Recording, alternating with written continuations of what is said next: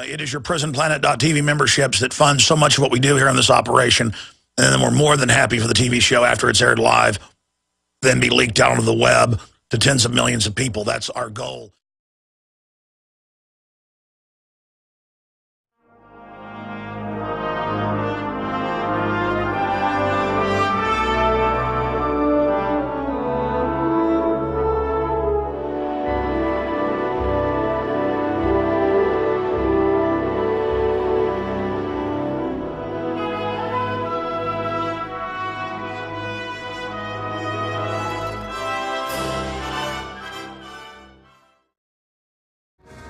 Ladies and gentlemen, we are live. And here we are 11 years after the staged terror attacks of 9/11 that were meant to bring a new dark age of tyranny over the Western world and then the rest of the planet. Staged false flag event 110%. I'm going to be reviewing some of the smoking guns of 9/11 today here. And I'm going to open the phones up in the first hour and try to actually go to your calls early in the first hour, specifically on 9/11. Now, we have to define what an inside job means. There is no doubt, that's even the cover of the New York Post, Bush knew, that the government knew and ordered the FBI and others to stand down. But then as you research it deeper, you find out that they found magic passports that they hadn't really found. There was frame-up evidence. They announced Building 7 had fallen into its own footprint at free fall an hour before it fell on 3 different news channels, CNN, then 2 BBC. And then BBC said, that's not real footage. We're like, of course it's real footage. And then later, they admitted that, indeed, it was their footage. And then I predicted it was Reuters had sent them an internal feed because they have to get out ahead of a story, like, why is this building about to fall? And it turned out 2 years after we first exposed that, they're like, oh, yeah, it was a Reuters internal feed. Because I went and researched that BBC gets internal feeds mainly from Reuters, Thomson Reuters. And so that's where it was fed. You want to know who did 9/11? Find out who told the people at Reuters that information. Kind of like before Lee Harvey Oswald's name was even in the news or he was arrested. In Dallas back in 1963, Colonel Fletcher Prouty, the head of Black Ops, who'd been sent out of the country, he'd been sent to Antarctica, he was coming back through Australia and areas, and seized the newspaper with Lee Harvey Oswald. Back in the old days, newspapers came out sometimes 10 times a day in major cities. It was like television at the time. And there was a, extra, extra, read all about it. Lee Harvey Oswald kills JFK, President of the United States, dead. And then he goes and checks time zones when he gets back, and it wasn't even in the news yet. Wasn't in the U.S. news for hours. So they get caught screwing this stuff up, just like they got caught running drills of the exact same bus, exact same trains, at the exact same time, being bombed by the exact same jihadis on 7/7 in London. So this stuff comes out. They get caught. Now, are we saying the whole government did this? No, compartmentalized criminal groups.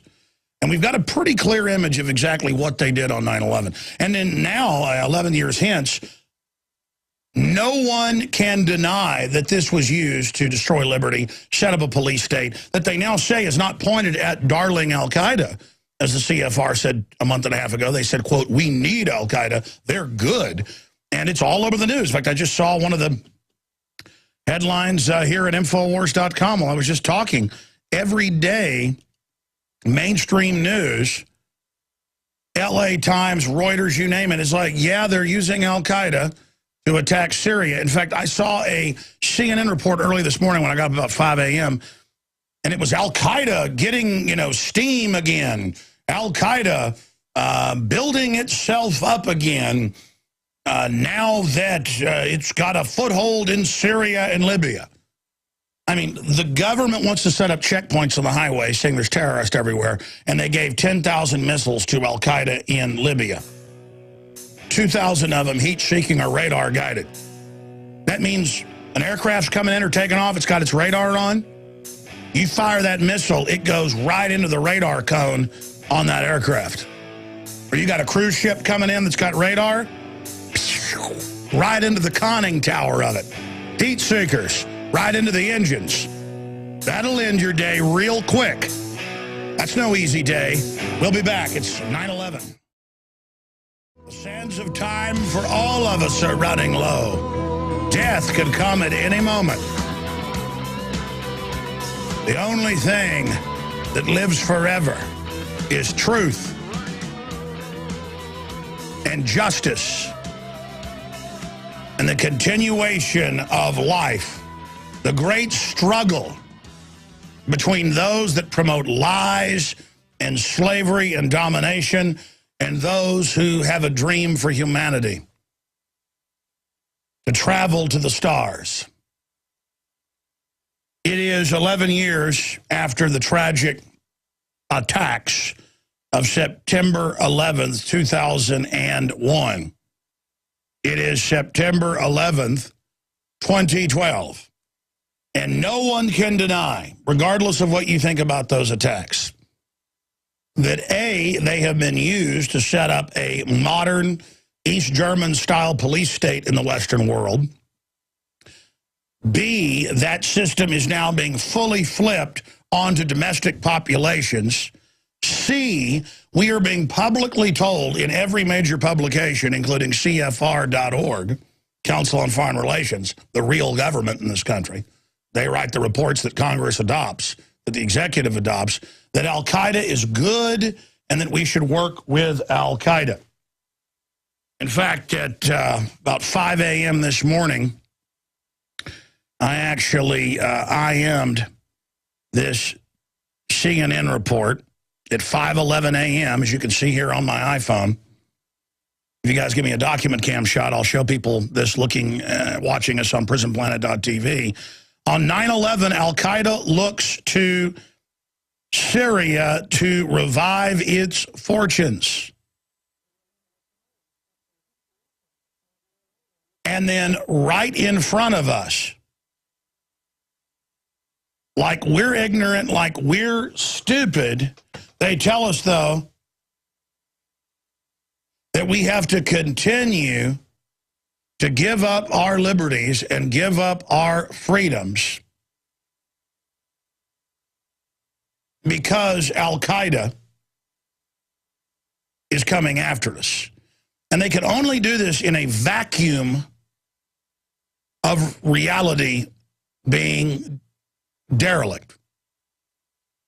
This can only be done with a so-called informed population that is so disconnected from facts and common sense and logic. I mean, think about the magnitude of this. 11 years after those spectacular, theatrical, bloodletting events that happened, that was something out of a Godzilla movie where he destroys Tokyo, but in living high-def color, and then replayed to us thousands of times. And school children taught to hide under their desk because Osama bin Laden is coming to get them. And as I pointed out at the time, hey, Al-Qaeda was created by the CIA, British intelligence, Israeli intelligence, and Pakistani intelligence. And then I pointed out, hey, the Times of London and even Newsweek are admitting. They'll admit so much but report it like it's no big deal. That they flew tens of thousands of Al-Qaeda and Taliban cream was one term they used in the news, the leadership. And of course, before 9/11, wouldn't let Colonel Schaefer kill bin Laden when he was in drone sites, not once but twice, confirmed to be OBL. And then after they have the 9/11 attacks, they send in the Northern Alliance, and Al-Qaeda goes and gets conscripts, an average of 14 years of age, digs them in outside Kabul and other cities, and then with the CIA has a staged attack. They even had a staged fake war where they then bombed all those trenches and killed all those teenagers, killed all those kids, while the real Al-Qaeda sat back living in hotels, not even underground, not being attacked. And special forces, this came out in the news, at the time. You can go back and look at late 2001, early 2002, during the, quote, invasion and takeover of Afghanistan, where generals even went public. And that's how we know. People say, well, somebody would talk if this was going on. They did. They said, look, we're told to leave them alone. We're told not to capture them. When we did capture the head of the Taliban, their head general with al-Qaeda, we were told load him on C-130s, fly him over the mountains to Pakistan, and give him big chest of gold. Is there any question who these guys work for? And I'm going. Times of London, Newsweek, Associated Press, reporting this. It's not like it's some secret and people are going, oh, shut up, conspiracy theorist. And I'm like, no, here it is. It's not that the CIA created al-Qaeda and they got out of control. They've always been under their control. In 1979, when Zbigniew Brzezinski set it up, you go see that movie, Charlie Wilson's War, or whatever it's called. It says all that started in the mid-1980s. No, it didn't. It didn't start in 1983, 84, 85. It started in 79. Brzezinski's written 2 books about it, National Security Advisor to Jimmy Carter. Then they used the al-Qaeda against the Serbs in Kosovo. And when the Serbs fought back, they said, oh, the Serbs are killing civilians. They went in, carpet bombed it with DU weaponry, including bombing Belgrade, which is in the north, blew up TV stations, you name it, blew up their energy grid, blew up their water grid, and then gave the South to al-Qaeda, who are now on record this year. This was rumors 10 years ago. Now it's in the news that whoever's left, the Christian Serbs, they round them up and cut them open and have aircraft waiting, UN aircraft nearby at Pristina, and they fly out with their organs. Just type in KLA selling Serb organs. I mean, you cannot make this stuff up. You cannot make this stuff up. And then they use al-Qaeda again against Russia in Chechnya and other areas on record. And now they've used al-Qaeda against Libya. They're the main brigade, the main leading force. They wear black uniforms with the al-Qaeda patch. It's on Reuters, it's BBC, showing them brigades in black uniforms with their patches, with their flags, lining up Christians and just machine gunning them. And it's back of the paper. Oh, look at our cute little al-Qaeda, what they're doing. And I'm supposed to sit here and fly out of Austin Bergstrom Airport and have the manager walk over and go, you're Alex Jones, you're a troublemaker. And I'm looking at some gray-haired guy a few months ago. I mean, I'm describing bald head, you know, guy about 5'8", gray on his sides, obviously the manager. He goes, you're a troublemaker. And I'm going, come on, man. He starts chatting me down. I go, come on, man, the government runs al-Qaeda. Come on. I mean, your boss has put the underwear bomber on the plane, and he didn't want people hearing that. He goes, all right, just get out of here. Oh, you don't want me to sit there and actually get back in your face. I'm supposed to play this game that bin Laden's hiding in my underwear when the U.S. government on record in congressional testimony admits the Undersecretary of State, Mr. Kennedy, testified. It's on YouTube. It's on cspan.org. That the U.S. agency ordered the State Department to get him on the aircraft without a passport. Exactly what our witness, lawyer, now he's won the primary for Congress in Michigan, what our witness said a month and a half before it was admitted, came out in Congress. Okay, listen, I'm not playing the game with you anymore, okay? They planted 2 passports on 9/11 that supposedly survived the fireball. NORAD did stand down. There was a drill of the same targets being hit, just like 7/7 in London. They had a drill of the same targets being hit at the same time, so that the rest of the agencies pick up the chatter. They're told it's just a drill. If your operatives get caught doing it, you say it's a drill. I mean, you fund the attack through the drill. This is all a playbook, and I have to sit here and watch people go along with it. So what is the point of sitting here and going through the hundreds of smoking guns that I can cover today? I mean, I'll go through some of them, the top 20 or so, and get into a bunch of other news. But the issue is I told you 11 years ago this would be used to go after libertarians, conservatives, constitutionalists, anti-globalists. Because that was already what all the manuals were for. We'd already broken all the ones under Clinton. We had the current ones. Bush was continuing it. We knew. Then a year into the attacks, by 2002, we got the manuals of what they were teaching InfraGard and all these citizen spy corps. And it was, none of it was about Al-Qaeda. It was all about, because people were getting mad at these meetings. A lot of them were anti-Muslim folks that really wanted to buy into the narrative. They go and they're learning how conservative libertarians are going to blow up federal buildings and how the founding fathers are bad and all this. And they're like, what? So that's why we got leaked all that information by police, federal marshals, FBI, state police, you name it, good people. You get a room of cops in there and tell them George Washington's bad. They're like, you know, what planet are you from? So the point is that I knew this was going on behind the scenes. Now it's public. So regardless of what happened on 9/11, it's being used to take our freedom. By who? Not the government. The government itself has been hijacked by foreign banks who have announced a world government. I'll give you the number when we come back. Zawahiri. Zawahiri.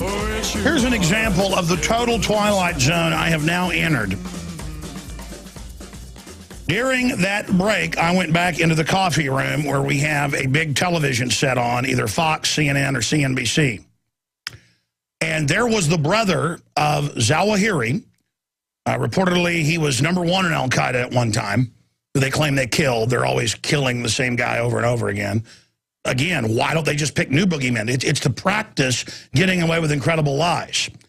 And they were on there with the CNN reporter, and it just so happened Jacobson had a feeling and was recording it, because we have a DVD recorder in there and randomly record the news sometimes. He was recording it, so he thinks we have a tape of it. And, yeah, here it is. Here it is. Here it is. They just printed it.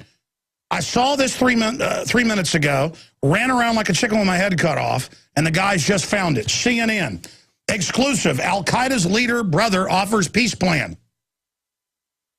Zawahiri's brother. I'm in there during the break, and they are breaking the news. I just can't handle this anymore, that Al-Qaeda is going to be our friend now. Ladies and gentlemen, Al-Qaeda always worked for the globalist. America's been taken over by mega banks. How are they going to get our liberties and get us to accept a police state? Say that a foreign shadowy group attacked us, set up a police state, and then flip it onto us, which they've now done. There's still time to turn this around. And I'll never forget Larry King Live, a week after 9/11, he had Prince Bandar, known as Bandar Bush, because he was such friends with the Bushes, on.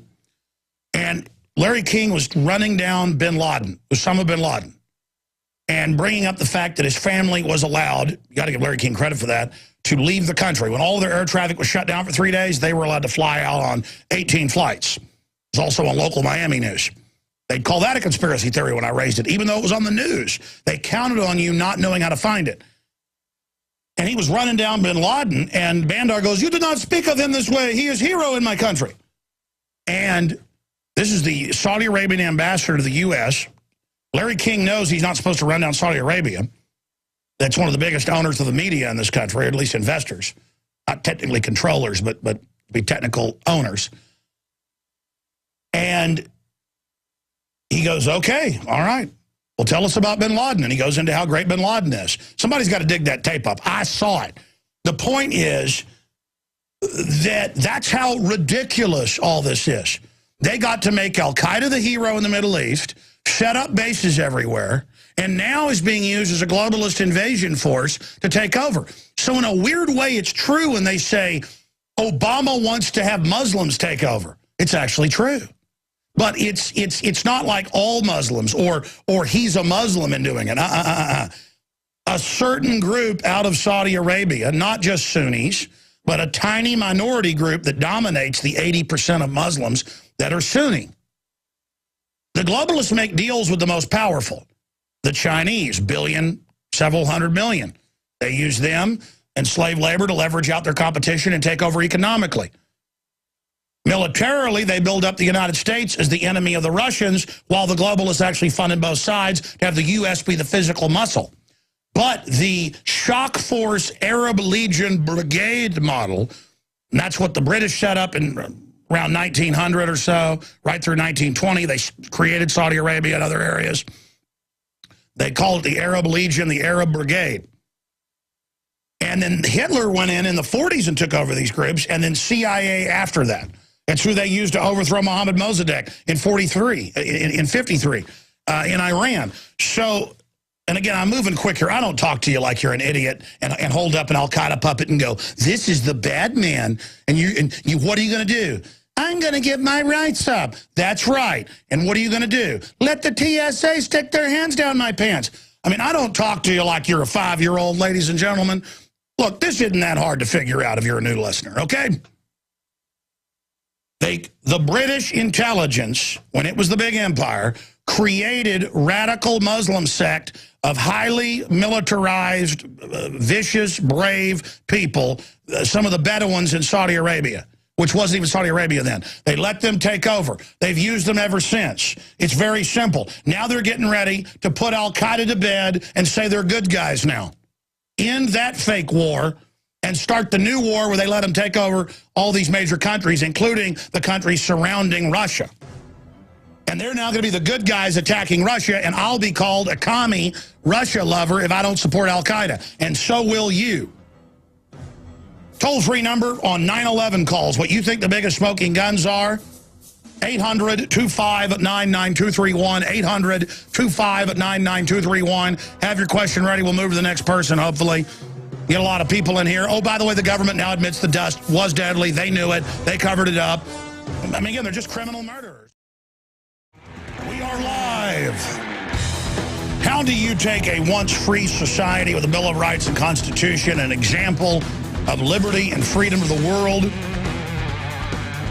How do you take that country and make it an example of tyranny for others to emulate? Well, you blow up a bunch of buildings. You have one plane hit, so all the cameras aim at it. Then another one comes in, then you blow up those buildings. The command center, the CIA command base, Building 7, 400 yards away, that's where you're running the attacks from. You blow it up and tell people fires did it. Falls into its own footprint, but you screw up. You announce it's fallen in its own footprint an hour before, and then again 25 minutes before, and then the police say, yeah, we've been told they're going to blow it up, get back. And I heard it on NPR, I heard it on CBS radio. I told people about that for years, and finally, the news began as internet space got cheaper by 2005, 2006, dumping all those old archives on, and people found archive after archive on CBS, NPR, CNN, BBC of exactly what I said I heard that day while driving to get a pizza. Because I've been on air from 9 a.m. or so that morning right through to about 4:30 Central, 5:30 Eastern. I drove down to Mr. Gaddy's, or was it Conan's, right down the street from my house. It was Conan's Pizza, and I was driving, and I'm listening to CBS, and they're saying, yeah, Building 7, Solomon's Brothers, they don't want it to fall and damage other buildings, so they're going to control demolition and so they can control its fall. And by the time I go in, get the pizza, drive home 5 minutes and get in, they're like, Building 7 has fallen. It's fallen in its own footprint from fires by itself. And I'm like, and so I ran back in because I was doing guest hosting and commentary on all the shows on Genesis right through to like 2 in the morning that night. I ran in at about 5 o'clock my time, 6 o'clock, New York time. About 30 minutes after they'd blown it up, and I was like, did anybody hear that? Did anybody see that? And callers were like, yeah, it was on our local news.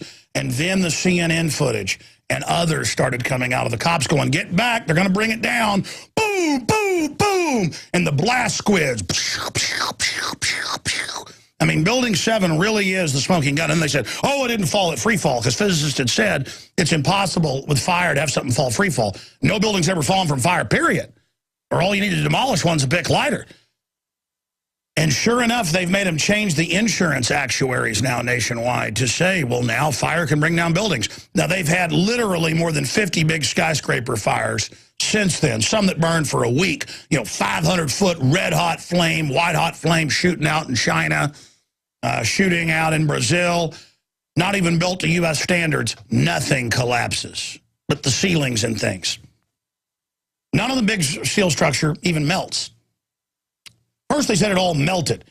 And they said, well, that's impossible, so it weakened. Well, we've got the footage from Tower 1 and 2 of white-hot metal pouring out before they collapse, like lava. And we have the firefighters. Well, we have the NASA aircraft photos. 6 weeks after, the temperature in the rubble was 1,000 degrees above what jet fuel can burn at, with an oxygen tank blasting on it. You can have a set up to basically blacksmith injecting air in, and you can't get it up to that. They use some really high-tech stuff. We got the firefighters saying, yeah, we dug down in there weeks later, and it was like lava pouring down. And we have other clips of firefighters who went in there after the planes had hit. They're way down in the bottom, and they're like, there was like lava. Lava. Lava. Your big, hot oak fire in your fireplace with that iron grate that melts a lot easier than steel, coke steel, constructional steel. Does it even get red? Very rarely, maybe right on the edge where all the coals are at. And when it does get red hot or white hot, does it melt? No, it doesn't. And they had the whistleblower inside Underwriting Laboratories go public, Mr. Ryan, and say, hey, we did internal studies, said it was impossible. They told me not to go public with it. I'm going public. Boom, fired.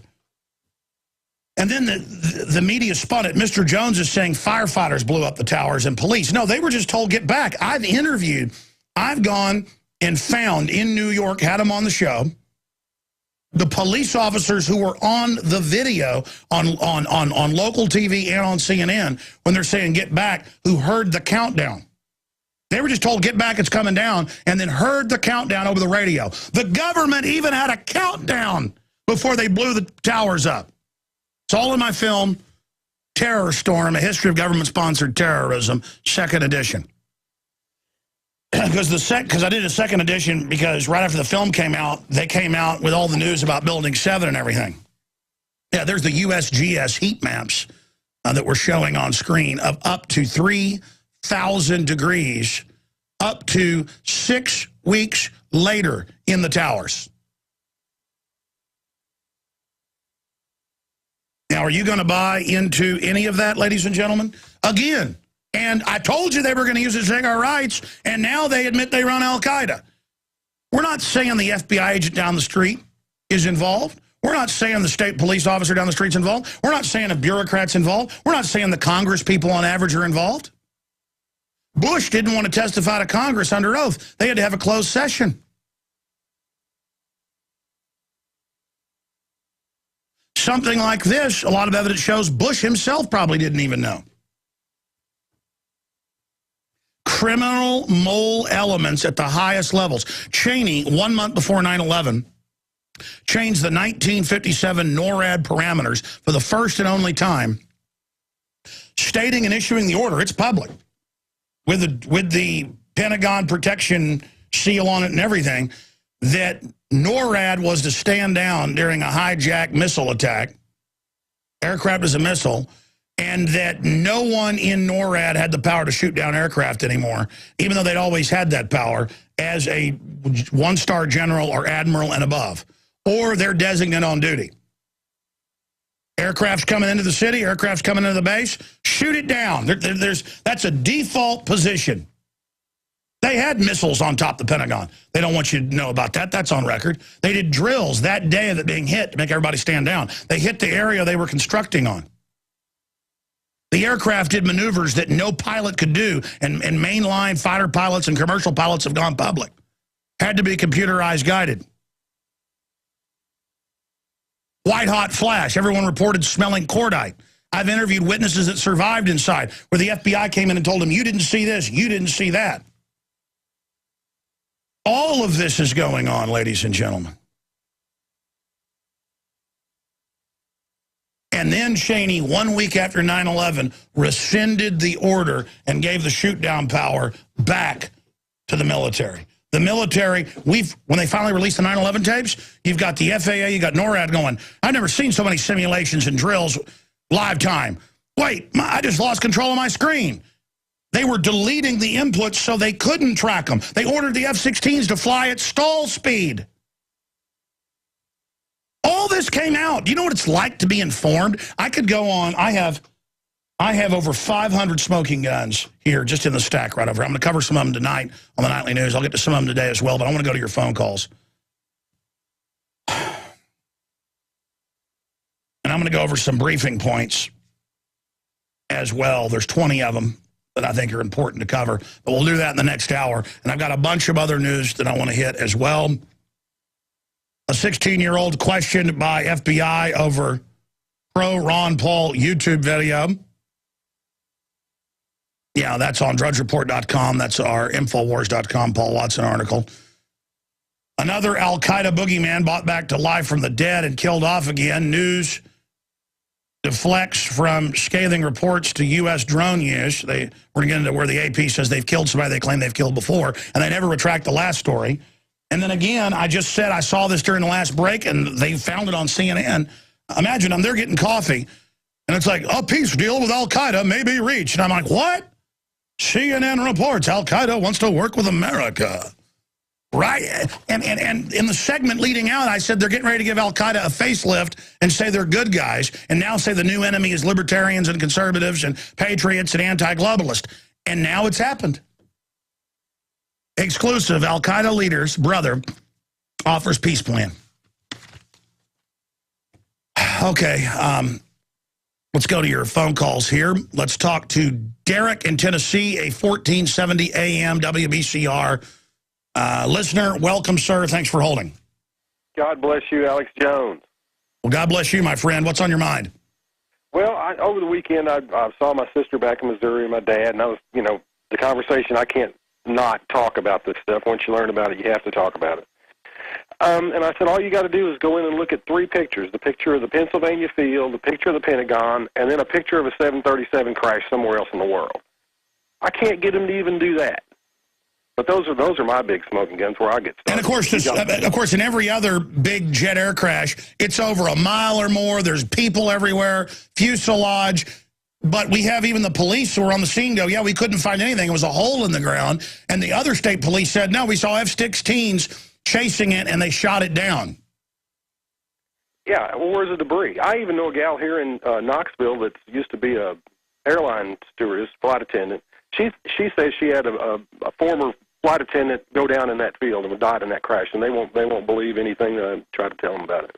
Well, I remember hearing this and not believing it on the day of 9/11, and then it came out in the local news that they landed another Flight 93 and got everybody off at a NASA hangar. What was that, in Pennsylvania? I mean, that's what and it was actually in the local news. I just, man, we're talking Twilight Zone. And then you read Operation Northwoods, the Pentagon plan to hijack jets and fly them into things, but by remote control, and have the other jet with the same tail numbers land and have CIA employees get off. They wanted to use deep cover CIA civilian employees that they had embedded in society. This was in '63 they wanted to do this, to claim they'd all died, then sheep dip them and give them new identities, just so they could say, hey, look, real people died. And you notice all those aircraft had right at 22% occupancy, so they set it all up that day so they wouldn't have to fake the deaths of that many people. I mean, we pretty much know what they did. I don't like to speculate, but if you look at Northwoods, it's pretty clear. What do you think about the magic passports, not one but two, surviving out of their clothing, out of the fireball, out of the building, to 6 feet of dust and rubble on the ground, and being found that day by the FBI? Do you believe that? It's ridiculous, is what it is. They also found one at Shanksville, Pennsylvania. Yes, I heard that too. I hadn't heard about the 6,000-degree temperatures those 6 weeks after that. They were at the No. It was more like 3,000, which is about over 1,000 degrees. If you heard 6,000, you misheard, or I misspoke. It was 3,000. I misheard probably. Well, hey, that's all I wanted to say. God bless you, man. Thank you so much. I appreciate you calling. Scott in Idaho. Scott, you're on the air. Hi, Alex. How you doing? I'm doing all right, even though my republic's basically been sacrificed on the altar of the 9/11 hoax. Can you say ominous parallels? Yes, ominous parallels. To Germany in 1939. I understand that you read The Rise and Fall of the Third Reich. Yeah, you're talking about Operation Gleiwitz, which was part of Operation Himmler? That's right. And you asked earlier, what's the point in going over all this? The point is the gas chambers at Auschwitz and the adjoining crematoria, viewed from a short distance, weren't sinister-looking places. It was impossible to tell what they were. Over them were well-kept lawns with flower borders, signs at the entrances that simply said baths. The unsuspecting prisoners thought they were simply being taken to the baths for the delousing, which was customary at all camps. Well, it was the same thing in the Soviet camps that the Nazis modeled a lot of it off of. They were really prisoner of war camps, which were modeled off of the reservations here, which were prisoner of war camps. And, yeah, they would tell them that, everything was fine. We're taking you somewhere for you to be safe. And now under the Emergency Centers Establishment Act, it says, oh, during the collapse, we'll have these camps for you, but there will be re-education, though. We will have to re-educate you and make sure you're not a troublemaker. Mm-hmm. We're going to the baths, Alex. Beautiful Viennese, Parisian operetta music. I did read that they would play them happy music when they. But that means it's happy. It's. Our problem is, Alex, we're just not drinking enough fluoridated water or eating enough toxic foods, all of which has been deemed to be safe by the same government that told us what happened on 9/11. They don't have to march us to the gas chambers, Alex. They're bringing the gas chambers to us with the chemtrails, with the environmental toxins, nuclear radiation. And telling us it's all good. I appreciate your call. Last night, I was exercising, and then I went to get a salad for dinner because I was already so late getting out of work and then going to exercise that I wasn't going to get to see my children. So I pulled into a restaurant, and I was eating a blue cheese wedge salad as my dinner. And everyone at the bar where I was eating was a listener. There were about 6 people at the bar. They were all listeners. All of them, which, again, just statistically, this is happening all over the place now. I can't even gauge how big our audience is. But I'm not bragging. The point is, it's good news. The word's spreading. And this fella comes over with his friend. He goes, hey, I'm a longshoreman. It's not really time for me to retire, but I'm close enough I'm getting out because they're trying to force me to take an anthrax shot. And he knew all about it, how they did 2 rounds with the military that killed a bunch of people. Their own doctors said no. It was experimental. You can't make military take that. But he said, well, we're under a Navy contract, so they just say you're fired if you don't. So I said, I quit. And he was talking about all the health issues, people that took them. Folks, it doesn't even protect you, the smallpox shot, because you can't, that's for a bacteria that's going to replicate most vaccines, but generally they're for viruses. They work better with viruses. Anthrax is like a plant-based bacteria, basically. It's spores. So there's no way to really make a vaccine for them. But the point is, they know that. Bioport up in Michigan, that got suspended and all that. They've given it to people 2 separate times, and it's killed a bunch of people. And he knew that, but it's come to the point now, okay, well, you're fired. Well, I quit. And I was talking to him, and I saw this military guy with his wife listening to everything we were saying. You could tell he was in the military, haircut, his bearing. He looked all freaked out.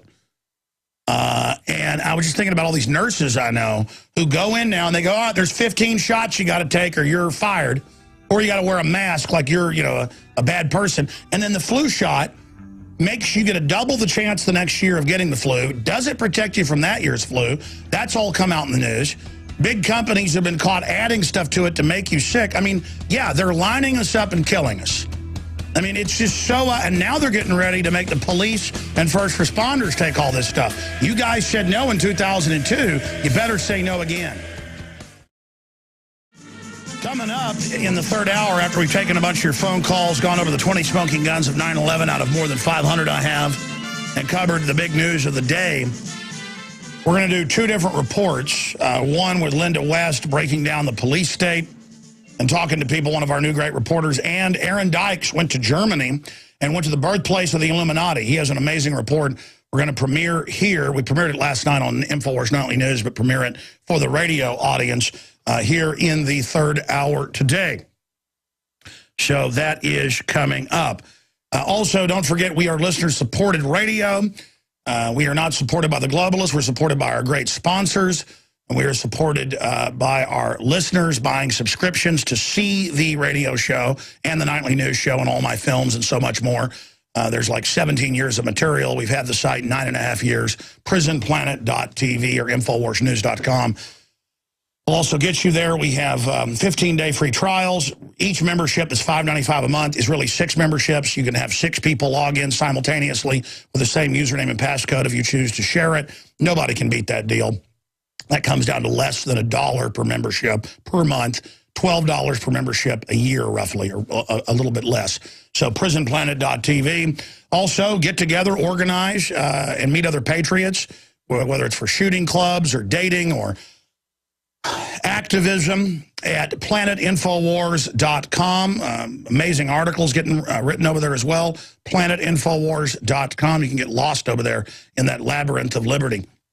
Planetinfowars.com. 2 words together, planetinfowars.com.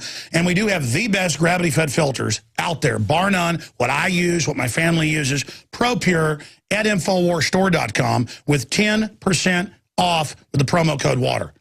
You cannot beat that deal. PlanetInfowars.com, the social network, and then, of course, InfoWarsStore.com to find the books, the videos, everything, and the ProPure water filtration, life straw, mitophyllin. And for the best vitamins and minerals I've found for full spectrum health, you will go to InfoWarsHealth.com. And all of your purchases fund the information warfare revolution. We will restore the republic. Sam in California, thanks for holding. It's 11 years after the inside job. Do you disagree with me? Do you agree? What do you think the big smoking guns are? Alex, of course I agree with you. As a human being, when something happens, any event, we try to find a logical explanation. It's our natural instinct. You know, when a meteor hits the ground, we look for a crater, and so on and so on. And, you know, with 9/11, there is so much evidence that it's overwhelming, and most people that I try to speak to about it just almost shut down, and they can't absorb it. They just, psychologically, it's too much for them. And, you know, you got to think about it. Psychologically, we're saying something that's challenging their whole entire belief system.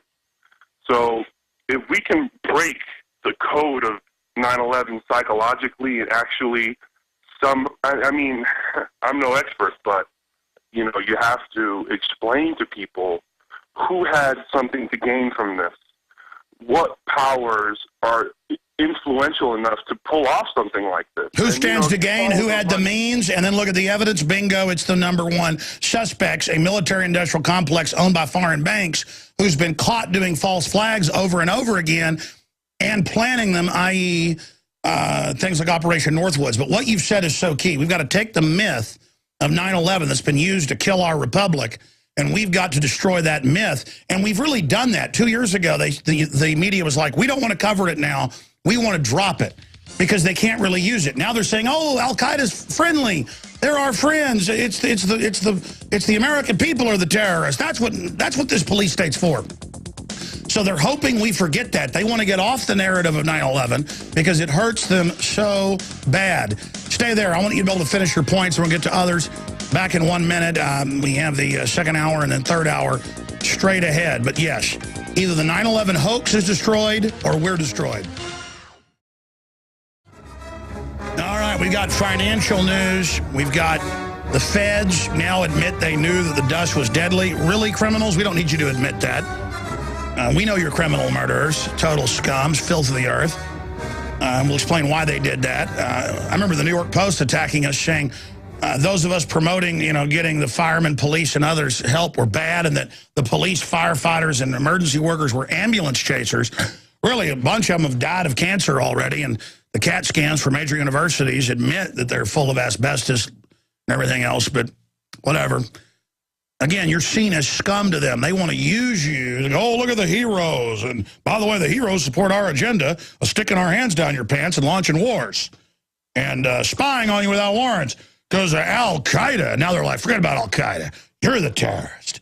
Terrorists is everywhere. And movie theaters have a responsibility to keep you safe. That's why they're filing suit against the movie theater. The police don't have any liability to protect you. The movie theater doesn't have any liability to protect you. The airline doesn't. You do. Any government that claims it's going to protect you is going to deliver you into a police state that is the greatest danger. And now they're going to put, the T.S.A. saying, body scanners and stuff in shopping malls and at theaters. This is the new prison state. See, you're like, well, people just won't fly. You know, we're going to break the T.S.A. That's why they don't care. It's an agenda. They don't care if 40 billion is lost in terrorism. They don't care if it destroys the government's name. They know you know they're criminal at the top. They're going ahead with it. You're going to face scan if you're going to buy or sell. A lot of atheists are like, cool, Christians don't like it. I can't wait to do it. You can't wait to be charged $5, $10 every time you use your face scan. You can't wait to have everything you do tracked and controlled. You're like, no, I have nothing to hide. It's not that you have something to hide, Dumbo. It's that corrupt groups have always used stuff like this to enslave you. Hey, I have nothing to hide. Why do I care if they're listening to me? Bad governments listen to you. It always goes bad. There's going to be stuff they want to take. They're going to want to shut your company down because it'll make their insider buddies more money. It's like somebody walking down the street in the worst part of town at 5 a.m. with money sticking out of their pockets going, I have nothing to hide. Yeah, we know you don't have anything to hide. You're going to get knocked on the head, Dumbo. You'll find out. You'll find out. Jim, we're going to go to you in a minute, but first we're talking to Sam in California. Finish up the points you were making, sir. We're going to go to break and come back with more calls. Alex, in closing, I just really want to plead with everyone to stay vigilant, support your local radio stations, support Alex and InfoWars, because honestly, without InfoWars, I would see myself still being asleep, not awake, not ready for anything. And it's interesting how there hasn't been one agency at all that recreated, at least, like on a smaller scale, 9/11 to see if, jet fuel does melt steel. Let's get to the bottom of these simple answers. Underwriter Laboratories did do it, and then they told their scientists, their engineers, don't release the findings. Kevin Ryan did, and it's impossible. It didn't even weaken the steel. Of course, but, we need to get that on video and show it to these simpletons that are still asleep, because, if they were at least logical enough to question it themselves, then we would. But I mean, I agree with you, but I don't even debate that. They're on tape saying Building 7 has fallen when it hadn't. And it fell on its own footprint from fire as a total collapse, which it later did. It's a script. And then you got the cops going, get back, they're bringing it down. You go to the cops, you say, who told you that? Well, we went to the cops. We went and found them in New York. Guys that are on TV, and they're like, and people that were there, and they go, all we know is they said, get back, and it came over the radios, and then a countdown. And you heard the countdown. Yes, I talked to police and EMPs who heard it. I mean, they heard it. The city managers were out there, and it was a countdown. Also, the Red Cross was in on it. People were like, Red Cross? Oh, yeah, they're CIA, folks. They've always been, they're above CIA. That's why, who do you think they use who can go into any country? They've got diplomatic immunity. They can go in any country anytime they want, and you don't want the Red Cross saying you're bad. The Red Cross is total New World Order. Well, look at their symbol, the Red Cross. Monday through Friday from 11 a.m. to 2 p.m. Central Standard Time. We're here going head up against the globalists and their dragon. We will stand against the tyranny. We will bear testament to the cashless society technocracy control grid, to the chem and bio weapon attacks being carried out through the food, the water, in the air we breathe. We will awaken humanity out of the deep slumber that they're in. I am your host, Alex Jones. And if you just joined us for the first time, you have found it. The very tip of the spear when it comes to awakening humanity. And I tell you, I'm going to continue with your phone calls here on this September 11th broadcast, 11 years after the tragic event that no one can deny has been used to take our liberties. And now CNN is reporting that NATO and the Pentagon are looking at doing a peace treaty with al-Qaeda. The CFR is saying al-Qaeda is doing a good job attacking Assad in Syria, telling families that they're going to blow up their children in the house if the father doesn't drive a truck into a police station. All of this is coming out. CNN reporters are quitting. We covered that yesterday, saying that when governments massacre people in Bahrain, they're told to cover it up. They're told to cover up al-Qaeda massacres on the other side. I mean, this just shows you how dumb the power structure thinks you are, that they're now saying al-Qaeda is good 11 years later. Well, I told you at the time, it was even in the news then, but they didn't report it like it was a big deal. It was like, oh, yeah, U.S. generals and colonels are complaining that they were ordered to fly, thousands of al-Qaeda and Taliban leaders to safety to Pakistan and give them chests of gold. It was called the Airlift of Evil. Look it up. You can just type in Airlift of Evil, Afghanistan, and it'll be Times of London, you name it. And I made films about that. I freaked out about that. They're like, oh, that conspiracy theorist says Al-Qaeda's working for the globalists. I mean, I didn't say that. They used them against the Russians, the Serbs. They used them against us to take our liberties. They're using them against Libya, against Syria. They are the big jihadi army. And so we're talking about the smoking guns. Now, coming up in the next hour, is America still free 11 years after 9/11? Our own Linda West goes out to report, and that report will be filed here on air. I've seen it. It's pretty darn powerful. It's great for the radio listeners to hear the audio, but even more powerful if you see the video. You can see the video, follow along with us on the radio at prisonplanet.tv. But never fear, radio listeners. prisonplanet.tv members all get the video first and in higher quality, but we archive almost 90% of it or more at YouTube for you within a day or so, and then post it on Infowars.com and prisonplanet.com. But it is the prisonplanet.tv members that do pay it forward and really do support this exploding alternative media system that we've built that we call Infowar. All right, let's go ahead and also tell you about Aaron Dykes went to Germany to visit the birthplace of the Illuminati, and he's going to file that report, video/audio, very powerful, coming up in the next hour as well. But we're continuing with your calls. I will go over the 20 smoking guns of 9/11, and I'm going to have Paul repost this as one of the top stories later at Infowars.com, or perhaps I'll have Kurt Nimmo do that as well. But bottom line, criminal elements are allowing terrorists to attack, or in some cases staging attacks or provocateuring attacks.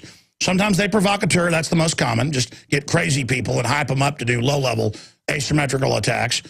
Then they also let things happen, which is actually a very rare type of attack. Most terror groups, even though they don't know it, are funded by Western intelligence. To have full spectrum dominance, you got to have a dance to be able to dance. You got to have a partner. You got to stage something to have a war and control the economy and take the liberties. And then there is, of course, which is the most devastating and highly organized. That's where government purely carries it out and then burns patsies. You see that in Operation Northwoods, Operation Gladio. You see that in many other programs. And you see that in the USS Maine, blown up in 1898 to blame the Spanish. Hitler's Reichstag, Hitler's Operation Himmler at Gleiwitz, staging terror attacks to blame on the Polish government. That's been, declassified, brought out in the Nuremberg trials. The idea of inside job false flag is now known. So who stands to gain? Corrupt interest from staging attacks or letting them happen. From all the research we've done, 9/11 was a purely staged, manufactured event. Wasn't provocateured, didn't let it happen. They've tried to spin it in Congress and in the New York Post and say, oh, they knew and let it happen. Because they've been caught knowing it was happening and standing down and ordering the FBI, who was not involved, to stand down. The deputy director quit over it. He was killed on 9/11. You can look that up, Mr. O'Neill. This is very small groups at the top, through compartmentalization and need to know, controlled this entire operation. And if people can't understand this, let me give you two movie analogies, and I'll go back to your calls. With your smoking gun or your take 11 years later on how this has been used to kill our republic. Let me use a little more not as popularly known. I mean, it was a big movie, but not a mega hit. Final Fantasy. A meteor crashes into the Earth carrying these entities that are from basically another dimensional shift, so you can't really see them. And most of the Earth's population has been wiped out. There's a space command in orbit. There's a few cities left on the ground, a few dozen. New York's the biggest. And this general wants to basically take over, the head of the space defense, because he wants to shoot the meteor core to try to get rid of it. But they found every attack only makes it stronger. Again, Final Fantasy, it's a pretty good movie. It's new agey, but the point is, it's got a good plot. So the general wants to let in a few of the entities through the shields so he can say, see, I'm right, we've got to attack them. Ends up destroying all of New York. That's a false flag, okay? It's a frame-up. I don't know how I'm supposed to explain this. They said it was a conspiracy theory for 40 years. It was never a conspiracy theory that the Gulf of Tonkin in 1964 was staged. It became a rumor because people like Telephone didn't have the San Diego Herald Tribune. About 6 months, you can pull this up on microfilm. It's online. You can look it up. About 6 months after that event happened that officially got us into the Vietnam War, the ships get back, and a captain and some others were asked by the media, and they said, morally, we're not going to lie, we were not attacked, in 2 separate events. Then it becomes a game of telephone, where, oh, I heard it didn't really happen. So it becomes a big rumor, okay? But on the 60th anniversary, 2004, is it 50th anniversary? It's 40th. I can't do my math now. On the 40th, teleprompter free, folks. On the 40th anniversary of 1964, 2004, they released the audio, and I sat there. We actually broke it, and I played it on the air, and then finally some media picked it up. I'm not bragging we broke it. It just shows how lazy media is. I sat there one night, all night. My wife came down at like 6 a.m., and she said, what are you doing? And I said, well, I had to find it. I'd always heard it was in these transcripts. And there was LBJ with McNamara. And I guess it's like when you're, from what I've heard potheads do, when they're like on the phone with their buddy wanting some weed, they're like, hey, can you bring the coffee by? Or, hey, can you bring the paint by? Or, oh yeah, it's really good green stuff. And they're sitting there, he's at his ranch outside Austin, and McNamara's up at D.C., and he's like, okay, now tomorrow there's going to be an event, like the other one. The press is going to be there. You just come out and you say this and this. And then you kind of act like you don't know what's going on. And then the next day, well, we've played the tape. Everybody's heard it. The point is that then you come out and say, well, they got to do something. We got to have a resolution. And again, coming up, there'll be another attack. It's going to happen tomorrow. And so, and then you hear the president sitting there taking his orders. Okay, so I say this. So I went and listened through hundreds of hours, fast forwarding of these McNamara things they put on C-SPAN. The full 40 years later declassified, and you've got to listen to it every time the tape loops over. It's so old it goes thump, thump, thump, thump, thump, thump, thump. It's real bad audio, but you can hear the president going sitting there while all of this is being recorded. Okay, so there you go. That's what's going on. That's what's happening. Should I go to your calls? Let's take a bunch of them. But that's what we're talking about. This is real. This was staged, and later I'll tell you. We know it's staged. We know the official story is a lie, but we've reverse engineered. It's one thing to know the official story isn't true, but it's hard to find out exactly what they did. But I've done deep research and have a pretty good idea of the most probable of what really happened. I'll cover that at the start of the next hour and go through the 20 smoking guns. Jim in California, thanks for holding. Go ahead. Hey, thanks, man. Hey, I was turned on to you, actually, at a 9/11 roundtable that you did on Coast to Coast years ago, and it was probably one of the best radio programs that I had heard on that show. And what we've learned so much since then, I think that, with Jesse Ventura and now even George Norrie featuring Dr. Judy Wood, I wondered, when are you going to bring her on and have a serious discussion about her work, because she's quite the academic, and I just have always... No, I hear you, and I appreciate your call. I don't really know Judy, and I haven't read her book. But immediately, the space beam energy weapon crowd came out and was real aggressive, not even so much her, but others. You better cover this, or we're going to expose you. And then I saw one of the former Bush administration officials just do some things that I knew was meant to discredit everything. They were really trying to so I'm not saying she's like that, but the whole thing, when people try to ram stuff down my throat, I get my hackles up. It's like one time I was, going to a gun rally here, and I showed up and people said, you're not welcome to speak here, but my audience was all there. And so I said, I'll do whatever I want. I'm kind of the type of guy where if somebody tells me this is the way it is, whether they're a cop out of control, a bureaucrat, or anybody else, or a citizen, I kind of bow up. But there was just a whole controversy of infighting over bombs in the buildings versus space beams. And all I know is explosive residue was found. You can see blast squids on 7. I want to discuss the police saying, get back, they're blowing it up. I want to discuss the hardest info, not create a whole fight over, really complex things that can't be proven one way or the other. There you go.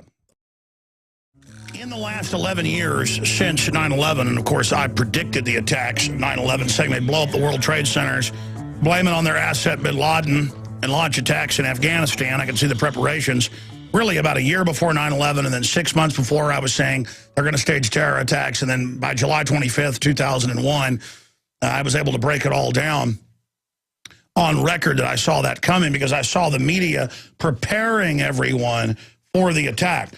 Since then, I've seen real attempts to create fissures and divide and conquer in the liberty movement or in the historical, of societies about which area is most important to investigate. We've looked at it all. But when you have groups that from the beginning make it about infighting and attacking other researchers, I run from that. Because in this society, so many people that I've worked with, built up, put them on the map, believe that if they could ever, I'm not talking about what the caller called about earlier, if they could ever bring me down, that they would suddenly be big. I mean, it's crazy, folks. I have helped people in ways that are unbelievable. And then the things they make up, the things they do, the things they say, it's just shocking what goes on. But that's not just in the media. That is all across the board. A general sickness in society. What I try to do is go, hey, in history, governments have staged terror attacks. Here's dozens of admitted examples by our government and other governments. Okay, so now you understand this is plausible to look at. Now let's look at the evidence. And then I go to Building 7, I go to the NORAD stand down, I go to 44,000 U.S. troops, 17,000, 18,000 British troops massed in the Tajikistan, Uzbekistan, and surrounding areas in a 6-month buildup. Associated Press, Reuters reported as well that Bush signed launch order to attack Afghanistan on September 10th. Guys, type that in. Bush signed order to attack Afghanistan on September 10th. It was set for a week after that for it to go. I mean, this was all ships arriving, troops getting off. You know, the media saying, bin Laden's about to hit. What do? You give your rights up when he attacks. I mean, it was Jim Jones Kool-Aid drinking drills on the news. I'm not smart to know an attack was coming. Here's the bad man. When he gets you, what do? We give our rights up. So I go into all those areas, a full spectrum. But, this happens in academia, too, where people fight over their different theories and ideas. All I know is the official story is not true. There it is, London Guardian. Bush team agreed plan to attack the Taliban the day before September 11th. Yeah, that's London Guardian. But again, the actual order is public now. He signed the order agreeing on an attack a week hence on September 10th. Jeb Bush, AP WorldNet Daily, declared preemptive martial law in Florida with no hurricane on September 7th, because they were, and I say Bush wasn't involved, whoever told Jeb obviously was, they were planning to have the Shanksville, Pennsylvania plane go into the Capitol. And boy, they had to take the Capitol out. Can you imagine? Well, Congress is disarrayed and things, we have to, move to this system. They were planning a total takeover. But the word is from the commanding generals and others, they even gave them awards. And Don de Grand Prix, big arms dealer, a colonel in special ops, died of a heart attack shortly after. He said the happy hooligans of North Dakota assigned to Virginia, they refused orders, and the general said, aim 9. And later that came out in the tapes. They go, that doesn't mean anything. They put 2 aim 9s into Flight 93. That's why it spread over 8 miles. And they just showed an engine hole and said that was the plane. Then they had debunking things where, well, by MapQuest, it's 8 miles. No. The state police reported debris 8 miles, not by road or by traveling, but as crow flies. So they slammed 2 aim 9s in there, and that kind of messed up their narrative. So they said, oh, there was a let's roll thing. And this woman, the Solicitor General's wife, Olson, she called her husband. The FBI admits, look this up. Look it up. They checked the records. There was no call. They were saying at 30,000 feet her phone was working. The only real calls off air phones, report not one but 2 different craft and stewardesses, flight attendants, saying there's some type of gas, can't breathe. So it looks like some of the aircrafts landed and got people off. Others actually had people on board who were gassed. We're not, again, all we have are these pieces. And these are real. These are real pieces. These are real issues. They fired 2 AIM-9 Sidewinder missiles into that aircraft. That's what brought it down. By the way, though, they put out the let's roll because everybody's like, wait a minute. And they say, well, that was pre-9/11. People didn't know. Let me tell you, pre-9/11, and I'm not even the baddest guy around, but you get in a fight with me, you're going to get one, believe me. Some guys pull out box cutters, I'm going to say it's clobbering time. I mean, I don't even wake up till, it's an overwhelming odds. And then, actually, it's a drug. I kind of like it because I kick like a mule and I bite like a crocodile. 4 guys come at me, that's when you get the real power. That's when you can break necks real fast. I'd have bashed their brains out. We'll be right back. We are back live, ladies and gentlemen. Thank you so much for joining us. I am Alex Jones, your host. Hey, I'm going to go right back to your calls and get into some economic news. September 11th, 11 years later. But I remember on the day of 9/11 saying, don't give money to Red Cross, don't give money to United Way. They fence the money out to anti-gun groups. They give the money to anti-family groups. They give the money to Agenda 21 groups, when nobody knew what that term was, to take over your towns and cities and tell you they're going to manage things. And, of course, later it came out that both groups didn't give the majority of the money to any type of victims or even use it for disasters anywhere. They used it for PR and for their salaries and for anti-liberty agendas.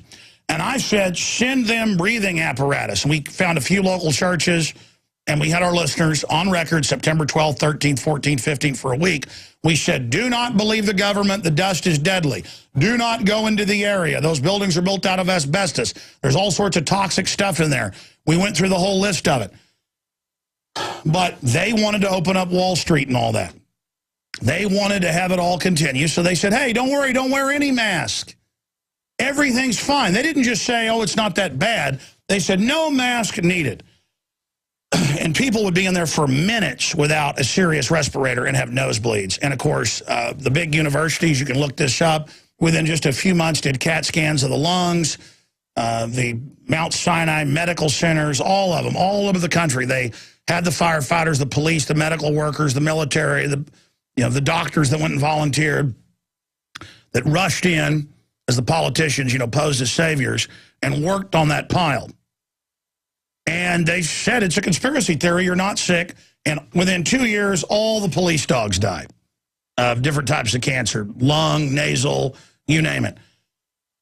And the statistics now, it's thousands of dead. I mean, just off the charts cancer. I've been there with the firefighters and police, who were at the speaking event 6, 7, 8 years ago where they'd be coughing blood up in the green room, taking off the oxygen, mask to go out and give a speech. And then I'd read the New York Post say they're ambulance chasing, that they want to get covered just for their medication. And the guy that heads up the Maine Foundation even gave his kidney to one of the people. Just amazing work that they've done. And I got to say, We Are Change and InfoWarriors, everybody really put on benefits. I put on in-game for free to a packed house, paid to get all the equipment, my people there. So I didn't just give up all the proceeds. I paid to put it on, and then the proceeds, gave that to the Feel Good Foundation, John Field.